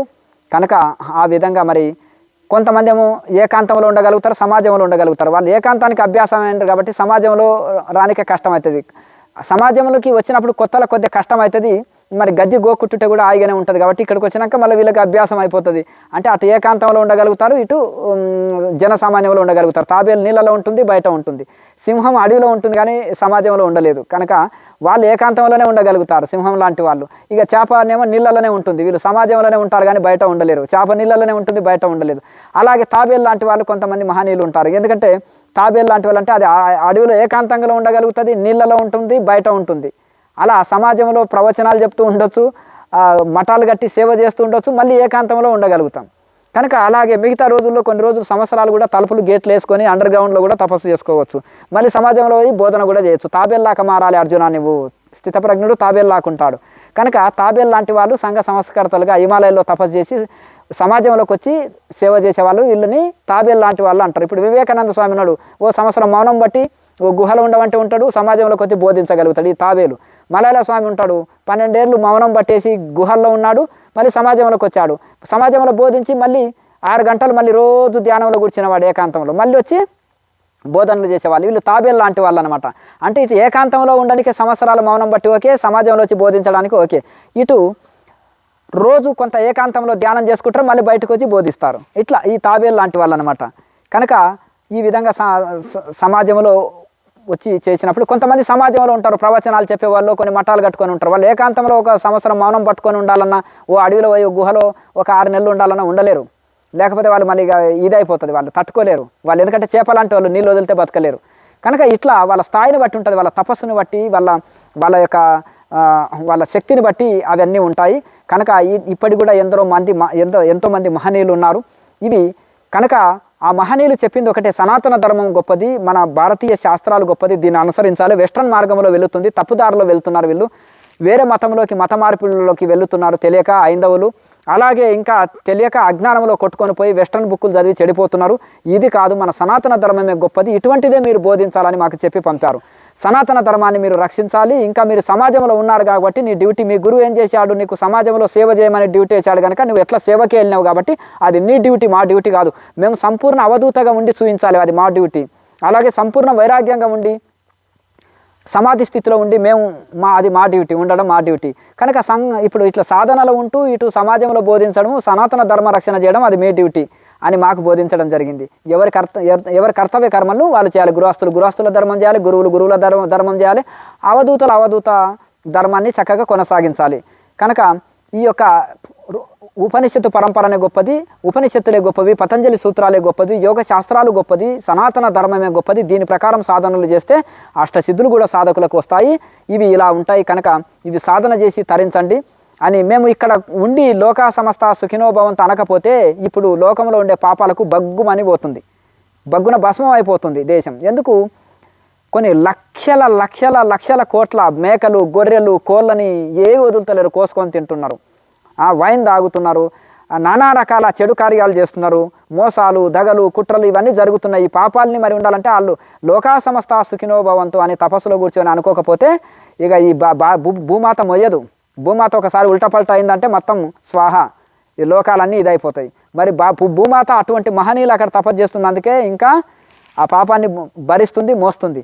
కనుక ఆ విధంగా మనం కూడా మరి ఈ విధంగా కొంత మరి ఆ ఋషులు చెప్పిన ప్రకారంగా మరి ఆరోగ్యాలు సరిలేవు, మానసిక స్థితి సరిగా లేదు మనుషులకి. అలాగే మరి అజ్ఞానము ఉన్నందుకే ఇన్ని కష్టాలు వస్తున్నాయి మనుషులకి. జ్ఞానం వస్తే ఏదొచ్చినా సమానంగా తీసుకుంటాము. జ్ఞానం రావాలంటే ఇక్కడ మనం క్రియాయోగ ధ్యానం చేయండి. హిమాలయ పరంపర చెప్పిన అష్టాంగ యోగాన్ని చక్కగా సాధన చేసినప్పుడు ఆ విధంగా ఆరోగ్యం బాగుంటుంది, మరి మనశ్శాంతి ఉంటుంది, మోక్షం కూడా పొందగలుగుతాము. మరి విచారణ, ధ్యానము, యోగం ఇవన్నీ చేస్తేనే మరి ఋషులు ఏమి లేకున్నా హాయిగా ఉంటున్నారు. మనం అన్నీ ఉండి సమాజంలో ఎందుకు ఏడుస్తున్నారయ్యా అంటే అజ్ఞానంతో ఉన్నారు. అజ్ఞానికి ఎన్ని ఇచ్చినా తృప్తి లేదు, జ్ఞానికి ఏది లేకున్నా హాయిగా ఉంటాడు. కనుక కోరికలు లేనివాడే కోటీశ్వరుడు, ఆశ లేనివాడే ఐశ్వర్యవంతుడు అంటారు. కనుక ఈ కోరికలు దుఃఖాలతోటే మనిషికి ఇది కలుగుతుంది. ఈ కోరికలు ఎందుకు వచ్చినాయంటే అజ్ఞానం చేత వచ్చింది. కనుక ఆ అజ్ఞానాన్ని తొలగించుకోవాలి ధ్యాన యోగాన్ని ఆచరించి. కనుక ఆ ఋషులు చెప్పిన సనాతన ధర్మము, ఆ యొక్క క్రియాయోగాన్ని చేయండి, ప్రతి ఒక్కరూ తరించండి. ప్రతి నెల 2వ ఆదివారం ఉచిత క్రియాయోగ ధ్యాన తరగతులు ఉంటాయి. ప్రతి వీడియో కింద ఫోన్ నెంబర్ ఉంటుంది, సంప్రదించి వచ్చి చేయండి. అన్ని సేవలు ఉచితం ఉంటాయి, లేనాదేనా బంధు ఫిర్బీ ఆనందు, అన్ని ఉచిత సేవలు. మా గురువు గారి ఆజ్ఞతోటి మన హిమాలయాలకు వెళ్ళి వచ్చేసి మీకు సేవ చేయడానికి వచ్చేసినాము. అన్ని ఉచిత సేవలు ఉంటాయి. ఇక కనుక హిమాలయ పరంపరలు లేకపోతే మేము కూడా అజ్ఞానిలాగా ఉండి ఇంకా మిగతా సంస్థలాగా దోపిడే ఉంటుండే. మరి ఎందుకంటే ఆ హిమాలయ పరంపరలో ఉంటే త్యాగం, అక్కడ శిక్షణ పొందిందే త్యాగము. ఏది చేసినా సేవ ఉండాలి, ప్రతిఫలం కోరి ఏది చేయొద్దు, అదే నిష్కామ కర్మ. కనుక సేవ చేయడానికి వచ్చినాము, దీన్ని సద్వినియోగం చేసుకోండి. కనుక రాజు దగ్గరికి వచ్చి నూకలు అడుగుతామని అనకండి. అలాగే బ్రహ్మజ్ఞానుల దగ్గరకు వచ్చి లౌకిక కోరికలతోటి కాకుండా బ్రహ్మజ్ఞానం పొందాలని రండి. దీనివలన ఈ సాధన చేస్తే మీకు ఆరోగ్యం బాగుపడుతుంది, సంకల్ప శక్తి పెరుగుతుంది, అనుకున్న సంకల్పాలని నెరవేరుతాయి, అలాగే మనశ్శాంతి ఉంటుంది, అలాగే నవగ్రహ శాంతులు ఉంటాయి, భూత ప్రేతాలన్నీ పోతాయి. కొంతమంది చాలామంది బ్లాక్ మ్యాజిక్, అలాగే చేతబడులు అనే అనుమానాలతో ఉంటారు, కొంతమంది రోగాలు ఉన్నాయంటారు, కొంతమంది ఎన్ని రకాల సమస్యలు ఉన్నా పోతాయి సంకల్పం చేసుకొని ధ్యానం చేస్తే. అలాగే కర్మానుసారంగా కొన్ని వస్తుంటాయి, అది తట్టుకునే శక్తి కూడా ఈ యోగం ద్వారా మనకు వస్తుంది. అలాగే మీరు ఈ విధంగా సాధన చేసి మంచిగా ఆరోగ్యము, శాంతి, మోక్షము పొందండి. ఇక ఈ యొక్క మా యొక్క గురువులు మాకు ఇచ్చింది సేవ చేయడానికే హిమాలయ ఋషి పరంపరలో ఉన్నాము. ఒక సాధువుగా యోగం మహిమ, సనాతన ధర్మం గొప్పతనం చెప్పడం నా ధర్మము, రైటు మార్గము చెప్పడం నా ధర్మము, ఋషుల గొప్పతనం చెప్పడం నా ధర్మము, శాస్త్రాల గొప్పతనం, సాధన గొప్పతనం చెప్పడం సన్యాసిగా నా ధర్మము. గృహస్థులైన వాళ్ళు ఏం చేయాలి?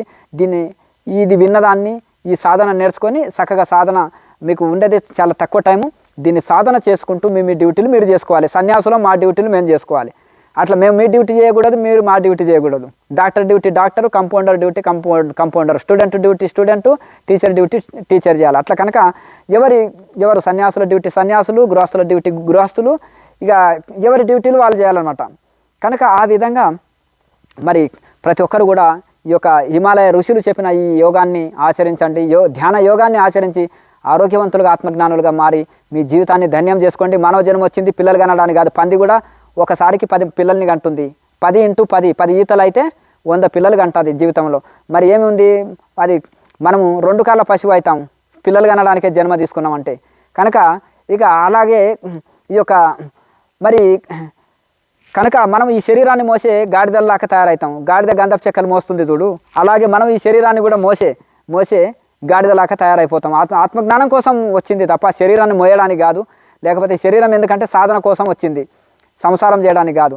దీన్ని ఈ విధంగా మనం సాధన చేసి తరించి మళ్ళీ జన్మ మానవ అంటే జన్మ మానడానికి వచ్చింది, జన్మ తీసుకోవడానికి కాదు. కనుక మోక్షం పొందుట కోసం మానవ జన్మ వచ్చింది కాబట్టి ఈ మానవ జన్మ రావడమే దుర్లభము. అందులో మంచి పురుష జన్మ స్వేచ్ఛ ఉంటుంది. మళ్ళీ అందులో ఒక శాస్త్రాలు చదువుకోవడము, మంచి గురువు దొరకడము, సాధన నేర్చుకోవడము, అందులో మనసు నిలవడము, సాధన చేసి తరించడం అనేది ఎన్నో జన్మల పుణ్యం చేత కలుగుతుంది. ఒకదానికంటే ఒకటి చాలా గొప్ప విషయం అనమాట. మనం ఎలాగో మానవ జన్మ వచ్చేసింది, మరి మంచి శాస్త్రాలు ఉన్నాయి, గురువులు ఉన్నారు, దాన్ని తెలుసుకొని సాధన చేసి తరించాలి. ఇంకా ఆలస్యం దేనికి? అట్లా ఆ విధంగా ప్రతి నెల ఉచితంగా క్రియాయోగ ధ్యాన తరగతులు ఉంటాయి. ప్రతి నెల 2వ ఆదివారం ప్రతి వీడియో కింద ఫోన్ నెంబర్ ఉంటుంది, సంప్రదించి ఈ క్రియాయోగ ధ్యానాన్ని నేర్చుకొని మీరు కూడా హిమాలయ ఋషులు పొందిన ఆ యొక్క అట్టి గొప్ప స్థితిని మీరు కూడా అందుకోండి. ప్రతి ఒక్కరు ఆరోగ్యవంతులుగా ఆత్మజ్ఞానులుగా తయారగండి. లోకా సమస్త సుఖినో భవంతు. ఓం.